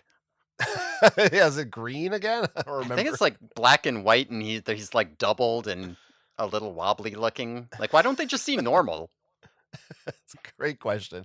I don't know what normal is though. I feel like that's sort of an ableist term to use, but I don't think so. because there's like visually impaired people, and like, do you think they'd see not normal? That's sort of fucked up to say. Okay, well, that's your opinion. Well, Uh, yeah, Visser 3 hologram in the secret room. I'm gonna give him more credit now. Mhm. I okay. I mean, maybe maybe this is a pretty low bar, but I will say this scene visually pretty much lines up with how I pictured it from the books. It's a secret room with a Mhm. desk. There's a hologram. Like, I guess there's only so many ways to do it, but I thought, hey, Yeah. this is just like the scene in the book. It's pretty good. Yeah. Oh, man, the secret room in the basement, it looks like a room in a basement. That's pretty good. They did it. You're right. I do think that the Visser 3 hologram looked better when it was just his head last episode. I think, his body does not look very good. I like it. I like it. I like his abs. I like his body. It's kind of okay from the front, but from the back, his fur is just too shaggy. He needs an unsweet what he Is that needs. what it's really called, or I are you think making that's that what up? it's called. You That's better my figure it out. I'll go find it. He is way too hairy. I agree. He looks like a Muppet. Like, why does he have so much long fur? That is weird. Mhm. That's Alaran, by the way. That is In case you Alaran, you're forgot. right. That's that's him. um, but it's nice. I mean, it's nice that you actually see his body. It's some kind of confirmation he has one besides Mhm. just his head or torso. Yep, that's This true. this is also one of our first real opportunities. Certainly the biggest opportunity yet this episode to showcase Visser 3 and really allow him to chew some scenery, which he does. Yes, he And does. and that I Yeah, like. Visser 3 should be chewing the scenery. Chapman, I'm iffy 100%. on. This guy, yes, it sounds like he is about to go into the Agent Smith monologue from The Matrix. Oh, yeah, uh, he's really good. I really I mean, listen, this is why I'm kind of okay with it because Visser 3 should 100% be doing that, but that was the thing we comment on in the books is that it feels out of place sometimes with the more serious tone. I don't think it's wrong to bring everybody else down to his level, because it when he does it, it's great. He's really good. When he's like silence and holds up his hand, all that stuff, it's really good. I like that he has like an evil halo aura behind him for some reason. Uh, yeah. it's all great. I did check. Does he It have is seven an unsweet. fingers? Oh, Okay, good good. question. Yeah, I didn't look close at his hand. How many Yeah, let's see if I fingers can does this see it. motherfucker have? I don't know when that part is when he holds them up. Yeah, yeah. Well, I'll see if I can. I'll just All watch and right. see if it shows up. Okay. They this is where they talk a little more about the disc. Oh, yes, of course. And we also know they also mention he refers to it as the homing device operation. So that is continuity from our filler episode. Hmm. That's interesting that they didn't have to ever mention that again, but they did. So Yeah, that's something. yeah. I Um guess it establishes Visser Three's incompetent scientists. Right. His stooges. And His we stooges. also established that the Yerks do not know what the disc is either. No, they have no idea what this thing is. Which he's in an Andalite body. So if it's Yeah, Andalite technology, he should know what it is. yeah, They should have a computer. I mean, they have Andalite tech anyway. That's the whole thing. Like, it doesn't really make sense that they have no idea what this disc is. How incompetent are these damn Yerks? yeah. I mean, and I don't, because it feels like they need this MacGuffin to be super plot relevant. So it's like we need to catch those Andalites alive so that we can unlock the secrets of the disc and learn what it is. And it's like why can't he just want to catch them alive so he can infest them Mm-hmm. like he did in the Yeah. books? I don't know. Yeah. I don't 'Cause know. there's a disc. A disc. Yeah, you can't you just if they go an episode without mentioning the disc, you will forget about it because it's not important. So it's just gotta be. Every time the disc's not on screen, the other characters should be asking, "Where's the disc?" Yeah. And they are. Did you That's lose it. it again, Jake? The best line in the episode is here. Mhm. I'm sure you know what it is. Mhm. Tell me. Your host has twin cats? I do have that written down, and Chapman, of course, responds, "Andalite, but which one?" Cat. It is funny. It's not, again, you didn't need to have, like, they could have just seen one cat and still been suspicious. Mhm. I guess this is just a shortcut to it. I don't Yeah. know. In the books, the first time Visser 3 sees one cat and is suspicious and is like, "Kill it," and Chapman's like, "Better not, because I'll blow my cover." The second time, another cat shows, like, both of the cats show up, and Hmm. Visser 3 is Okay. like, "See, that's how you know." Um, Okay. Okay. so that So it is does a happen. thing. Yeah. Okay, yeah, I couldn't quite remember. Well, of course, in this one, I was very disappointed that Visser 3 is not a cat lover. I know. Huge missed opportunity. The greatest forgotten aspect of his character. Yeah. And once we see his human form, I'm gonna say I think he would have done a great job being a cat lover. We're gonna see his human form at the end of this episode, and you can just imagine. I'm sure you can imagine this guy sitting in a chair stroking a cat, Hmm. right? This feels like, as a bald guy, this feels like profiling. And Well, a is little it? I bit. mean, is it not true? Well, you're right. Yeah, Listen, you're there are right. some stereotypes that are just correct. Yeah, actually a lot. You want to hear Bald some more of the guys ones I like think are cats. right? On No, the page, I on the think Patreon. Maybe on the yeah, on the page, Patreon. subscribe to the Patreon. We're going to do a stereotypes that are correct episode next week. um, Wait till you hear what I think about the Irish. um, okay. uh, So, so yeah, Visser 3's like bring both the cats, and then there's a commercial break. And then Rachel, after the commercial break, Rachel like bites Chapman, and they're like, "Never mind, bring that cat. It's that one." I don't, I don't know why he's not just like bring like you. Isn't there's no reason you can't just be like bring both, and then Chapman's like, "But I can't bring the other one. My daughter will hate me." yeah, Or right. you could just not have had him said bring both. You could have been a like Andalite, but which one? And then she attacks him. It's that one. It's a weird thing to add in there. In fact, when they add it in, it kind of sets up this idea that maybe they changed the plot of the book. Maybe he brought the wrong cat. And Mm. Rachel has no more lines of dialogue for like at least 5 minutes minimum. And there was a part where I was really starting to think that, haha, the joke is that he brought the wrong cat because they're stupid. That's not what happens, but Yeah, that does. Yeah, I could see that happening. Yeah, didn't happen. yeah. He Strange also choice. says to bring Melissa. Yes. He says, "We're going to infest that little girl."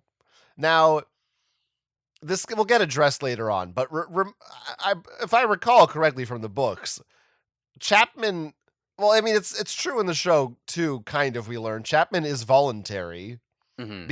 and his whole deal is that if you leave my wife and daughter alone, or is it just his daughter? I Just think it's daughter. The both. both Oh, both just of the daughter. Chapmans are doing that. Both of the Chapmans are Oh, like, they I both are won't. part of it. Yeah, they like both rebel. Okay, but in the show, I mean, we'll find out. They well, we already find out now because Visser 3 just says to him, "Hey, we're going to infest your daughter now too." It's like Chapman made a private deal with Innis as opposed Yeah, to the voluntary Yeerks controllers are a thing in the book, and presumably they make those deals with yeah, Visser 3's knowledge. yeah. Um, So another weird choice. Yeah, I actually don't mind that choice as much. Because in the books we have these voluntary controllers. And that's a really cool and interesting idea, like which we've discussed. Why would somebody voluntarily give up their freedom? Why would you? There's a lot of reasons, there's a lot of like interesting things you can do there. It is very, very vaguely explored with Visser One's backstory. It is very, very vaguely touched on with Taylor.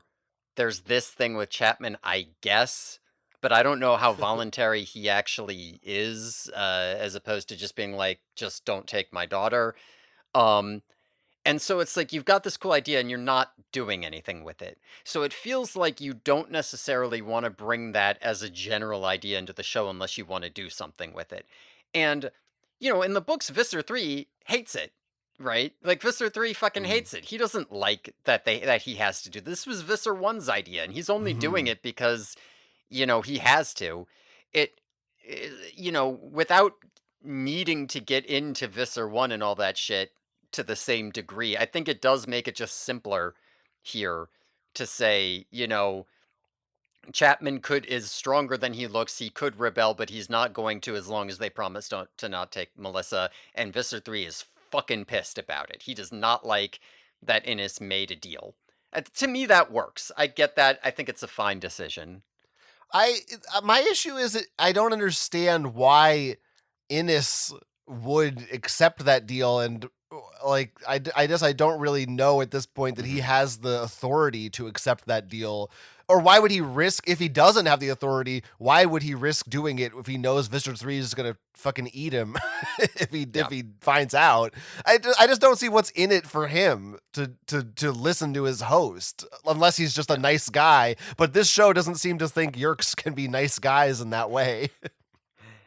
I don't know. I don't get it.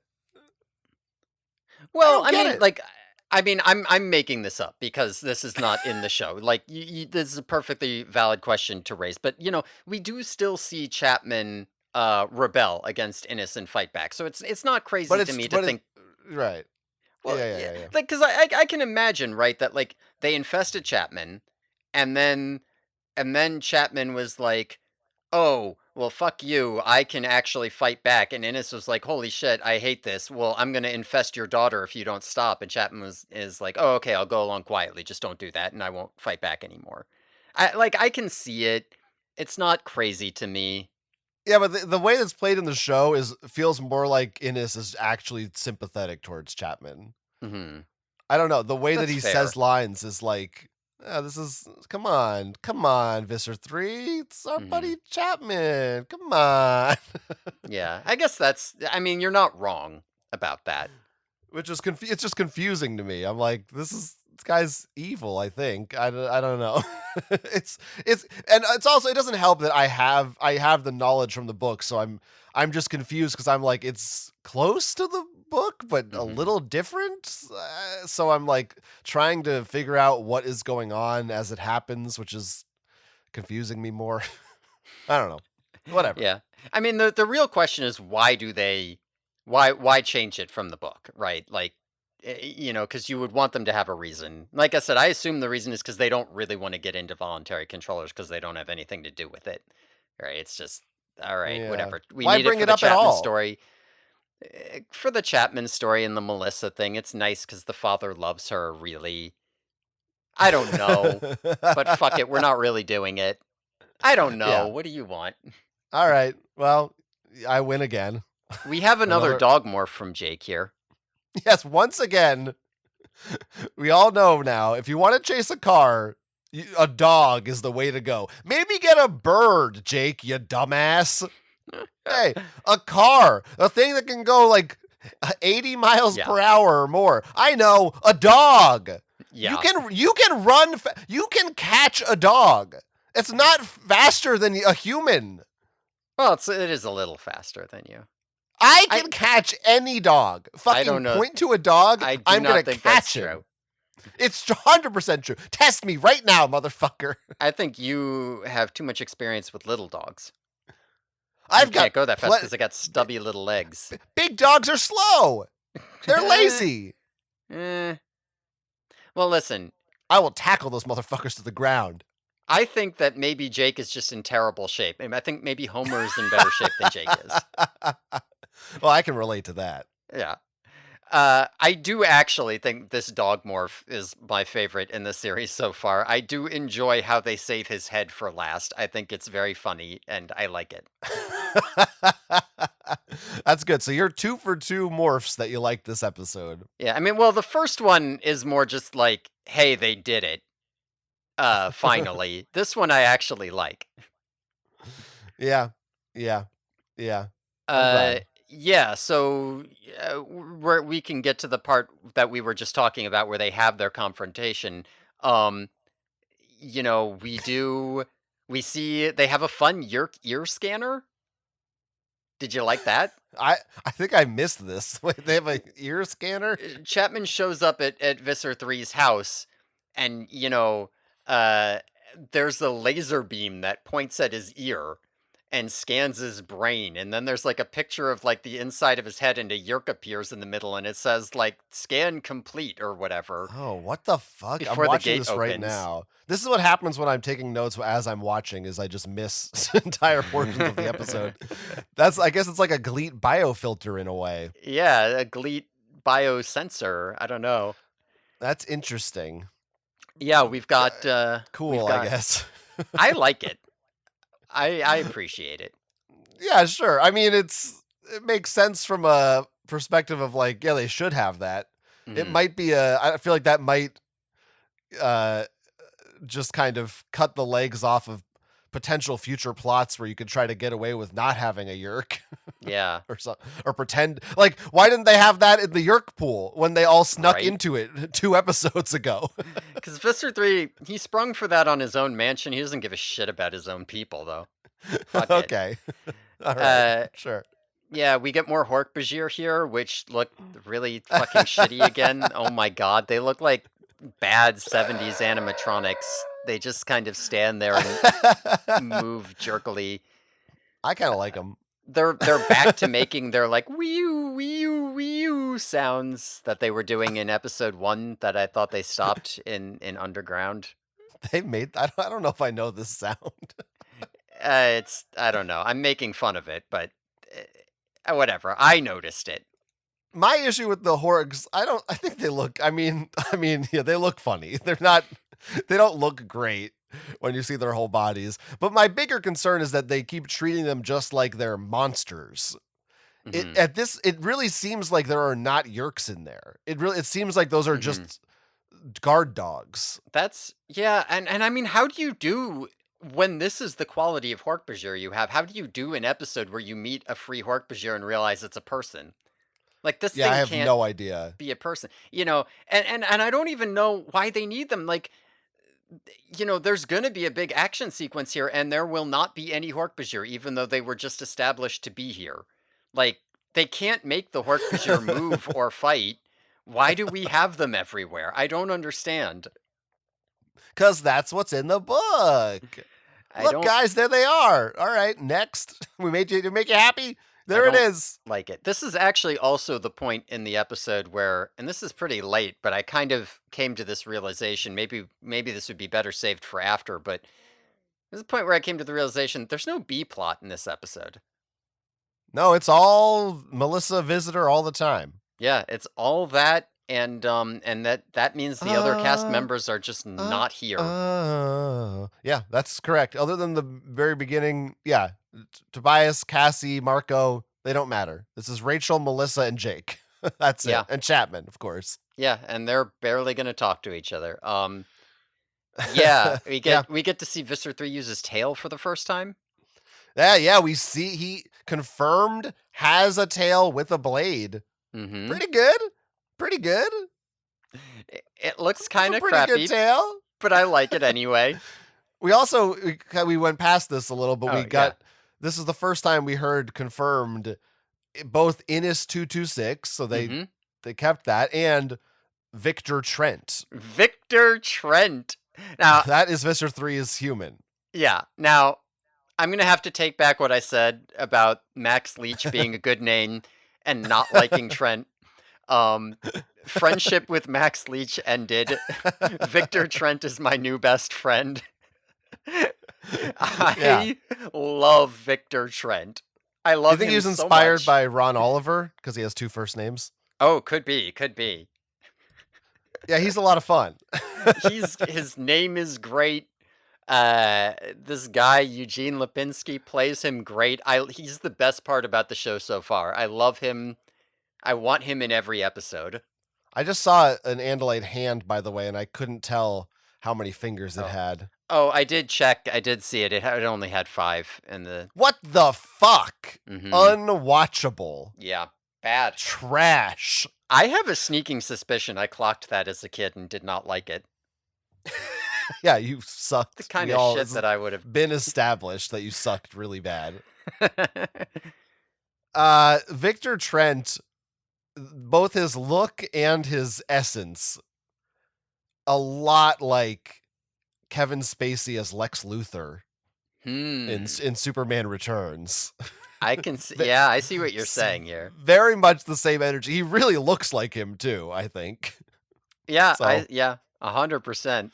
that's good. That's how it should be. That's how it should be. He's really good. Oh, actually, you know what? I take back what I said about Jake's dog morph being my favorite so far. My favorite so far is when the Andalite Fister 3 turns into Victor Trent and you get a Yeah. super close up in his face and he's doing some weirdo shit with his lips. Yeah, he's like doing duck face. He's like got his Yeah. lips out all it's very funny. It's so good. I love him. He chews the scenery in every scene he's in. Um I want to see him bossing around Chad Controller from last episode. Yeah, instead of this beta Chapman. That's right. Uh fucking Oh, he also mentions he says like he says Victor Trent is useful because of his wealth and power. So I guess the Oh implication here is yeah. that he didn't make up the name Victor Trent because it sounds like Visser 3, right? I didn't even think about He that. found a guy named Victor Trent and was like, "I guess I'll take over that guy's life." And I guess presumably killed him or something because he's not Yeah. infesting him, right? Yeah, he's He's morphing into morphing him. him. Yeah. I didn't until you just said it. I didn't realize Victor Trent sounds like Visser 3. Oh, really? Because that's why Yeah. I would not have I wouldn't have thrown Max Leach under the bus for anything else. I just thought you liked it. I that completely No. missed me. No. Victor Trent. Oh my Victor god. Trent. Yeah. That I mean that Yeah. sucks. It's so good. It's so good. Vi- That's what Victor yeah. fucking Trent. Well, I'm Oh glad I get my to hear you god. have this revelation live. Jesus Christ. It's exactly what I want. I mean, good lord. Yeah, he found this guy. What does he do? Why is he important? Why does he have a mansion? Is he I think he's like a Harvey Weinstein. I think he's like a Hollywood producer. Yeah, why not? Sure. Could be. That's yeah, or like a Kevin Spacey maybe. Maybe like Kevin Spacey. Listen, no joke. New Animorphs, cast Kevin Spacey as Visser 3. Come on. You know he'd do a good job. You know it would be good. He's a villain. Let him be a villain. And Imagine but him doing his Let Me Be you Frank voice. listen, you do realize that by its nature the Animorph show is going to be starring at least 3 young teenage boys, right? Mm. Like you're aware of that. Sure. Okay, I'm just making sure you know. Well, You could do something where you just CG. Hmm. I'm just giving you some of the potential pitfalls of your idea. I think it will be okay. Okay. Well, as long as you think it'll be okay. Yeah, I think it will be okay. I don't. I also really don't. I guess Visser 3 is just trying to bully Chapman and teach him a lesson or something. But why does he care so much if Melissa's infested or not? Like, what's he gonna do with one more 13-year-old? Who Yeah. gives a shit? Why is he so adamant that he bring Melissa and infest her? It Well, makes no well, sense. I mean, two reasons. The first time he says it is he's just like, you keep giving me all this shit about what if your daughter, you have to be sneaky. You wouldn't have to be so sneaky if you just infested her too. And then at that point, I think he's like, True. you said no. I told you to do something and you Mm, said no, and now I'm mad. And now yeah, you're gonna do it. Now it's like the I most guess important thing in the world that you do it. maybe the question is more like, why didn't you just do that in the first place? Why, if you're the Yerk organization, would you ever infest only part of a household? I Yeah, like why is that a true. good idea? I mean, this is just a fundamental issue with the books too. It's like you have all the whole point is you need hosts desperately. So it's not like you don't have enough Yerks probably. It's like why do you want your Yerks to be forced to be stealthy instead of just hanging out at home doing evil shit all the time? It's kind of ridiculous. Yeah, I mean that is a point. You know, we over on the Patreon, which we didn't plug, we do a lot of body snatchers and puppet masters type of stuff, and in all of those, it's true. The first thing that happens when one of the family members gets yerked or whatever is they try to yerk the rest of their family. That is goal number one. Right. You'd think. You would think it would make sense. Oh well. They got their own plans going on. But it's just what it is. Visser 3 also loves touching Chapman's face, which I really thought was delightful. Yeah, I fucking Chapman has an outburst and give me back my or I won't I won't let you infest my daughter and it's just this great scene where he's got his hand just over Chapman's face and he's just like get control Grabbing of it. your host in his wide eyes. Wonderful scene. Love it. It is quite good and funny. Yeah, and he's really like pushing his face down and his skin down. It's very funny. It um, I love it. Yeah. I hope he washed his hands, you know. This is also the part where he says, "You're starting to bore me, and let me tell you, Innis 226, if you don't like me when I'm angry, you're going to hate me when I'm bored." Great line. Pretty good. I It's love that. pretty That might good. be my favorite line in the episode. Yeah, that's fair. That's fair. Also, we have confirmation here that those flashlights they were holding in the mall are Dracon beams. Ah, yes. Yeah, yeah, yeah. We see one get shot at a tree. So that's what Dracon beams look like, a shitty flashlight. They also do function as flashlights. That's right. Set phasers to light. Yeah. There's no reason Or, that it wouldn't work like that. oi, us in the UK, we call that a torch, innit? Yeah, I don't like that. What's that in America? You call that a flashlight? That's right, silly it is. Let me just grab a biscuit, head up, you take the lift up down to my lorry from me flat. And that's when I take out me torch to light up the way, innit? Here's another line. Uh, What about where Visser 3 says, you struck a deal with these low-life primates? We are Yerks, not used car salesmen. You like that that one? is good. It is good, although, it begs the question, how did Visser 3 learn about used car salesmen? Yeah. Well, Victor Trent got fucked over by one and he accessed that memory. Imagine if he instead said used bug fighter salesman. Oh, that would have been pretty funny. That's good writing. Thank you. Um, yeah, that's all good. And I mean, while this is all happening, the actual plot is that Jake is freeing Rachel from the cat carrier by doing some convoluted shit as a dog with a rope. I don't even know what the fuck he's doing, but It's it not frees even her. that convoluted. It's just not nearly as interesting as the Visser 3 being a crazy guy and Victor Trent being a crazy guy and I love him. Yeah, no, Rachel's in the cat carrier. She starts talking again, so it's like, "Oh, I guess that really is Rachel. That's not a Yeah. random cat." It would have been funny if Jake went through all this trouble to save a cat and then Rachel just popped up like, "Hey Jake, what are you doing with that cat?" I would have liked that. Um Marco's like, hey, I've been talking to this hawk the whole day. You've been talking to that cat. Right. Bit where Jake as Homer, I don't know why he doesn't turn into a fucking tiger, but no, he decides to engage the controllers as a dog. Great scene where he jumps on Victor Trent and knocks him over, and he's like, "Get that dog!" It's good. I love the dog chase scenes. Remind me a bit of Bailey's Billions. Okay, enough about enough about that, please. That should never be brought up again on this show. Yeah, they do catch Jake. They tie him up with a rope. And then they just kind of leave him there. I don't.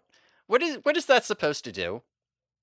Like, if I he don't were know. if he were like thought it was okay to turn into a human, he would just turn into a human and untie it. If he could turn into an Andalite, what the hell is that rope doing? Why are they what?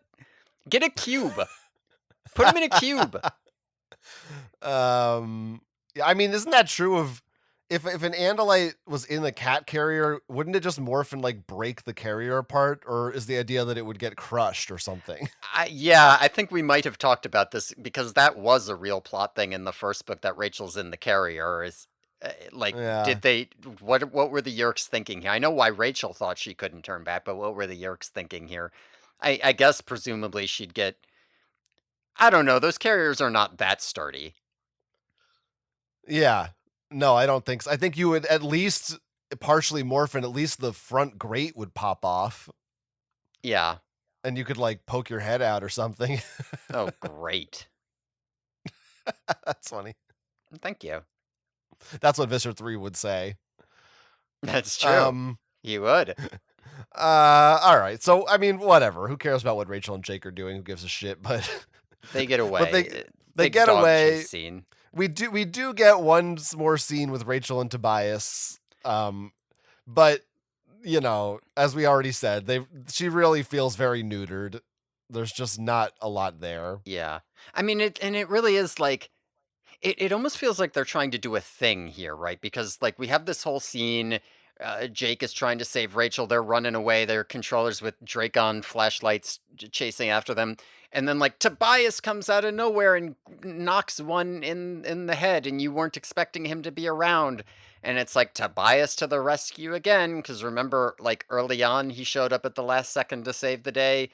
Um, I'm Yeah. wondering if they're trying to do like a thing with him, but it really comes at the expense of his character.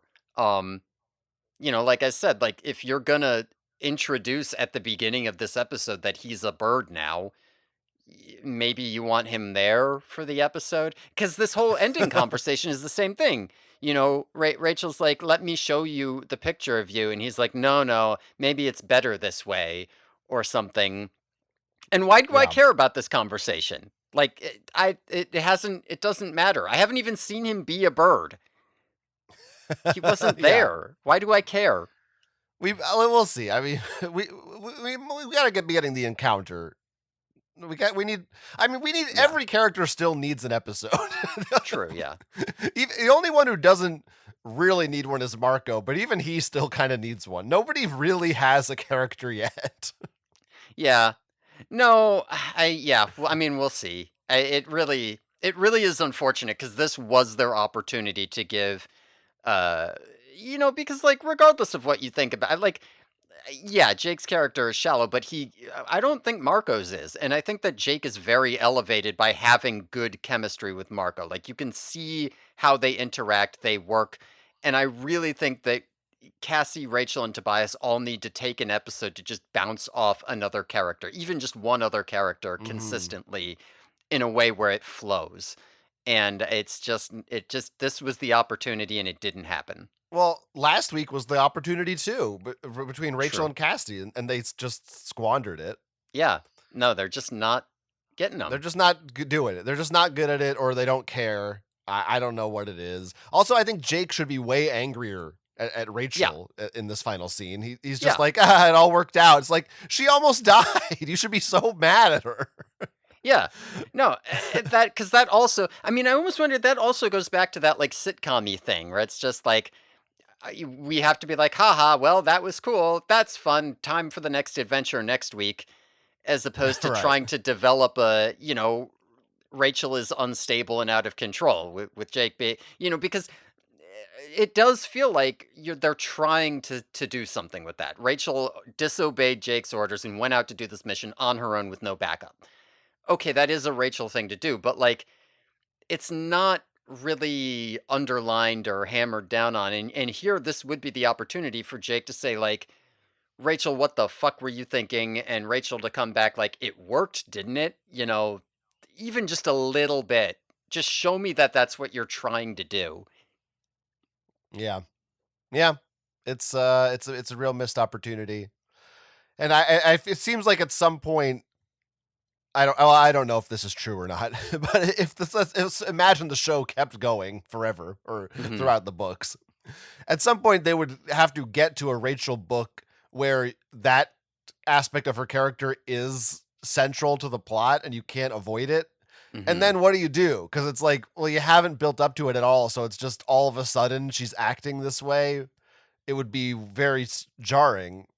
But but I guess the other option is you just don't, you just completely rewrite it. And but it's not even like, it's not like, oh, they've ruined her character, she's all like happy and nice now. No. There's just no character. There's just nothing there at all.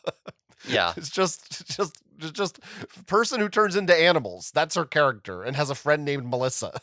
That's all I Yeah. know about her. Eh, I eh, guess she likes Tobias. yes. Yeah, I mean, honestly, Rachel likes Tobias is like the biggest, most well-defined aspect of her character, which, uh, Which isn't in the books at all, in my opinion, yeah. until like book 40. And, like, I don't mind that being a much bigger aspect of her character because it probably should be, but it is very unfortunate if that's, like, the biggest part of her character, and it's even more unfortunate if that's the biggest part of her character and it's barely even there. Yeah. Listen, So, we've harped on this enough, I think, and we will do so in the future. So we don't need to yeah. go. Let's talk about the end, Yeah. which I think is the same as the book, where Rachel writes a nice little note for Mhm. Melissa. Yep. I don't know what I feel like in the book. I remember, so as a reminder for our listeners, the note's like, "Hey, Melissa, your father loves you more than you know, only he can't show it." Signed, a friend. Mhm. I don't know if that's the word for word what it says in the book, or if they changed it. Very close, yeah. It might I be. feel like in my memory, this was a very sweet moment. On the show, it came across as much creepier to me. Uh, I It's like, like if I'm Melissa and I get this note, I'm like, what the fuck? Who the mhm. fuck wrote this about my dad and has very nice handwriting? Like, how do they know? This is so fucking creepy. I don't like this at all. Now, first of all, in the book, Rachel says that she used a word processor so that Melissa Mm. wouldn't recognize her handwriting. But yeah, I wonder how much of that. I do get what you're saying. I wonder how much of that is because when you see it, you have to, when you just read it, you can think that idea is sweet, but when you see it, you have to reckon with how it would actually play out. And how Yeah. much of it is that I will say at the end here, I don't know, I kind of got lesbian vibes between that, like they were giving each other eyes. Okay, I'm they're just saying, children. Can you not sexualize these I'm not children, please? sexualizing them. I'm Oh, shipping them. I'm I was doing that. romanticizing them. Sorry. Yeah. Um. Um. Let's cut that part out. Um. What part? Here's my real issue. Hmm. On the note at the top, it says Melissa, no comma after, just a line break. That's not proper letter format. Hmm. I think everyone here knew exactly what your problem was going to be. They were all And like, I I know what mean, John's going to complain about. look, is it necessary? I guess it's not necessary, but before a friend at the end, it would be nice if there was a hyphen, from a friend. It just says, it doesn't say sincerely. It doesn't say love, comma, a friend or something. It's just a friend. You should have a hyphen in front of it. Hmm. These fucking kids today, they don't know how to write a letter because all they grew up on is their goddamn tablets. Anyway, I'm glad you also I got that out of your system. I Oh, also sounds like like you didn't. well no I just also in addition like I think it's Rachel or Melissa. One of them has a math book that the title is Math Power. Hell yeah, math power. That That's pretty rules. cool. Yeah, Now, pretty cool. one other slight difference in this ending than the ending of the book is that after giving Melissa this note or sneaking it to her or whatever, in the final scene, Rachel is hanging out with Melissa. Um, Whoa. and whereas in the book, Rachel is back in the barn and she's telling the other Animorphs about how she gave this note to Melissa because Melissa probably needs some support. And then she never hangs out with Melissa or thinks about her ever again. That's right. Yeah. Big Well, question on that front. Do you think we will ever see Melissa again? well, I revealed this already. You Oh, you forgot that did? I looked at the IMDb. I know how many Ah, episodes she's in. I believe I told you not to tell me. Yeah, so I'm not gonna comment on it. Ah, okay, okay, yeah. So this question. So I'm wondering. I'll do my own little spiel. I'm wondering if she'll ever come back because they set her up pretty well in this episode relative to their main cast. She Yeah. probably should have been around more. It would be good to keep her around now that you've done this. They already had one scene or one episode, B plot, whatever, that had Melissa in it that didn't have to, that wasn't in the books. Mhm. They could keep adding her. I hope they do. Real missed opportunity if they don't. We'll see. We'll see. We'll see. Yeah. I agree. It would be nice. One final issue I have Hmm. in the credits, they do credit the trainer of Homer the dog. Yeah. No credits for the cats. I want to know who played Fluffer McKitty. What the fuck? Well, does it tell you who played Homer the dog? No, it just says trained, which I also Right. don't like because I want to know, is Homer his real name? Right. Yeah, because I was going to Probably say maybe not. nobody trained the cats. Yeah, I guess so, and I guess the animals just don't need credits. But how do they decide that? Because in movies, sometimes it'll say, Yeah. Fido, played by Duffy or whatever. Right, but right. but I used to know people who had a dog named Duffy. I don't know if that's a weird pull for a dog name or not. But yeah, how do you like what's the is that just an optional thing for fun, or is it if they have a certain amount of screen time you have to credit them? What's the Dog Actors Guild union on this? I don't know. Just Yeah. questions I have. I'm just checking IMDb right now to see if Homer has ever been credited. I don't see any credits here, sadly. Hmm. That's too bad. That's too Yeah, bad. that is too bad. I do want to know who Well, that dog is. where does this episode fall for you? 5 episodes in, is this on the higher end, lower end, in the middle in terms of how much you enjoyed it or quality wise? Um, Listen, it's still the show is still giving me things that I like. Some of the domestic campy things, the fact that they're doing the more grounded uh storylines rather than the crazy aliens, and the fact, at the end of this in the book there is a crazy fight scene with aliens and they turn it into this dog and cat chase scene. I think that works better cuz they can do it. I like all that. It's giving me Victor Trent, which is really elevating the show for me. Oh my god, I It's love him so giving Victor much. Trent. Oh my god, it's giving Victor Trent. He's my favorite. On the other hand, it is continuing to disappoint me in not fleshing out the characters, particularly Rachel and Cassie. And the more that happens, the more I am worried that I'll never get to see them have characters, which Yeah, sucks. So that's crazy to imagine. Like, are we really going to be in season 2 of this show and Rachel's still just a blank slate? Like at some point you have to write characters, don't you? yeah, Maybe you don't. I don't know. yeah, I don't know. We'll see. I'm Yeah, I'm that is worried. yeah, that's really the thing. It's like in terms of the how they adapt the plots and what they cut or change and this and the special effects budget and stuff. I'm pretty much fine with how they are handling everything. Like all you need to do is someone could just like ADR some monologues that just have these give these characters some kind of voice and personality. And you wouldn't even need to reshoot anything and it would just you could add so much to it without having to extend the episode or anything. It's strange that they're not doing that. Yeah, I really want to know.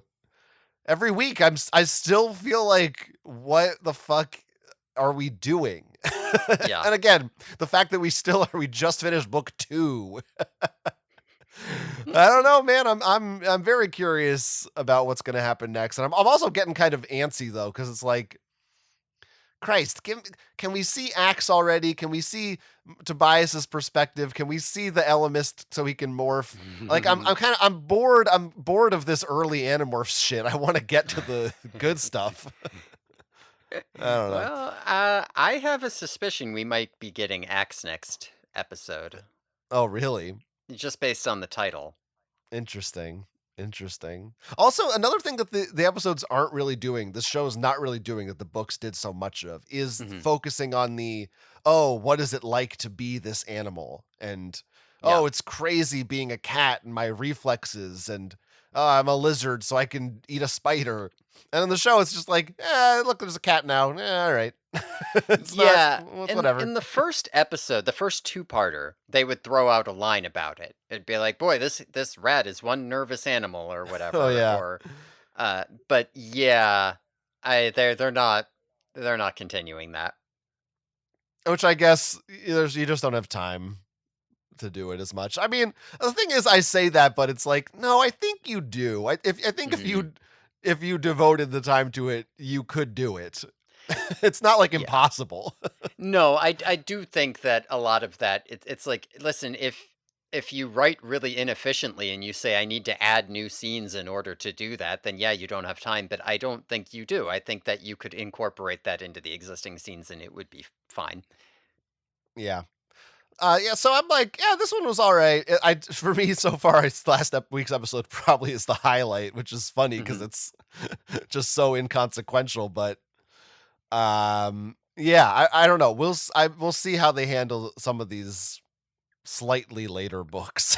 Yeah. that This episode to me feels like it feels like it's telling me about things to come. Like I feel like I'll have a more well-rounded opinion on this episode when I see how it plays out because if it's telling me that the Animorphs aren't going to be fleshed out as characters, I don't like that. If it's telling me Victor Trent's going to start being around more, then I love that.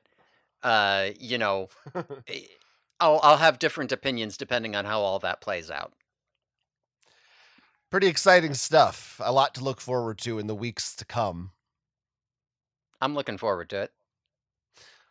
Listeners, if you like this show, I'd recommend you let us know.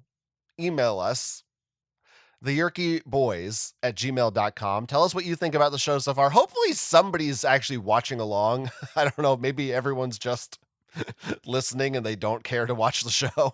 Yeah, we're getting fucking emails from Gwen who might well still be on book 43. Hopefully people are still listening to us as well. Yeah, nobody has I don't think anyone has actually written in, or maybe we got one email that kind of commented on our discussion of the show, but I haven't really heard. Maybe people are just waiting until it's over because they don't want to spoil what happens to say their full opinions of it. So that's fine if that's what you're doing. But anyway, if you do have thoughts about the shows, the episodes so far, or any other Animorphs thing, it could be anything related to Animorphs now, email us. And you can check out our Patreon, patreon.com/theyerkyboys. Every week we have a bonus episode for you. This week we are going to be discussing the 1993 Body Snatchers adaptation, the movie. This is our what, Our, fourth time talking about body snatchers? yes, this is our. No, I think it's our third because didn't we? Oh no, we did do that as a separate episode. Yeah, it's our fourth Body Snatchers episode, and maybe our last. Who knows? Who There might be knows? more, but Subscribe to check find out. that out. Yeah. pretty good episode. Oh, and look, I should have said this at the top, but I think I'm gonna put the video out for Mhm. this episode, right? I should Yeah. it's put it I think up. I think you should put out the video. There's a video. Which I should have said at the top of the show. Maybe we'll say it again next week. But we made a music video for our parody of "We Didn't Start the Fire," which is Animorphs themed, which you heard on the show if you're a constant listener. But this is a music video. Yeah. Use that term loosely. Yeah, lyric video maybe? Sure, it's a video, all right. It has images and sound. Yes. Um, and I'll put a link to that. It's I think I guess it's just going to go on my personal YouTube channel, which I'll just put a link to it in the description, the show notes, so you can find it, and that'll be a lot Yeah. of fun. So you can share it with all your friends and use it to convince them to listen to our podcast. Yeah. Because I'm sure they are just as up on the deep lore. They'll all Yeah. see Hildy and Juan and Terry and go, yeah, Those I guys, remember yeah. them. Right, that's what they'll do. That's what they'll do. All right. Anything else? I mean, I think that's it. Let's get the fuck out of here for once in an early time. I know, shortest episode to date. Thanks everyone for listening. Tune in next time when we'll be talking about season 1, episode 6, The Message, in which presumably Cassie turns into a dolphin on the Yerky Boys. Oh, yeah, that's something.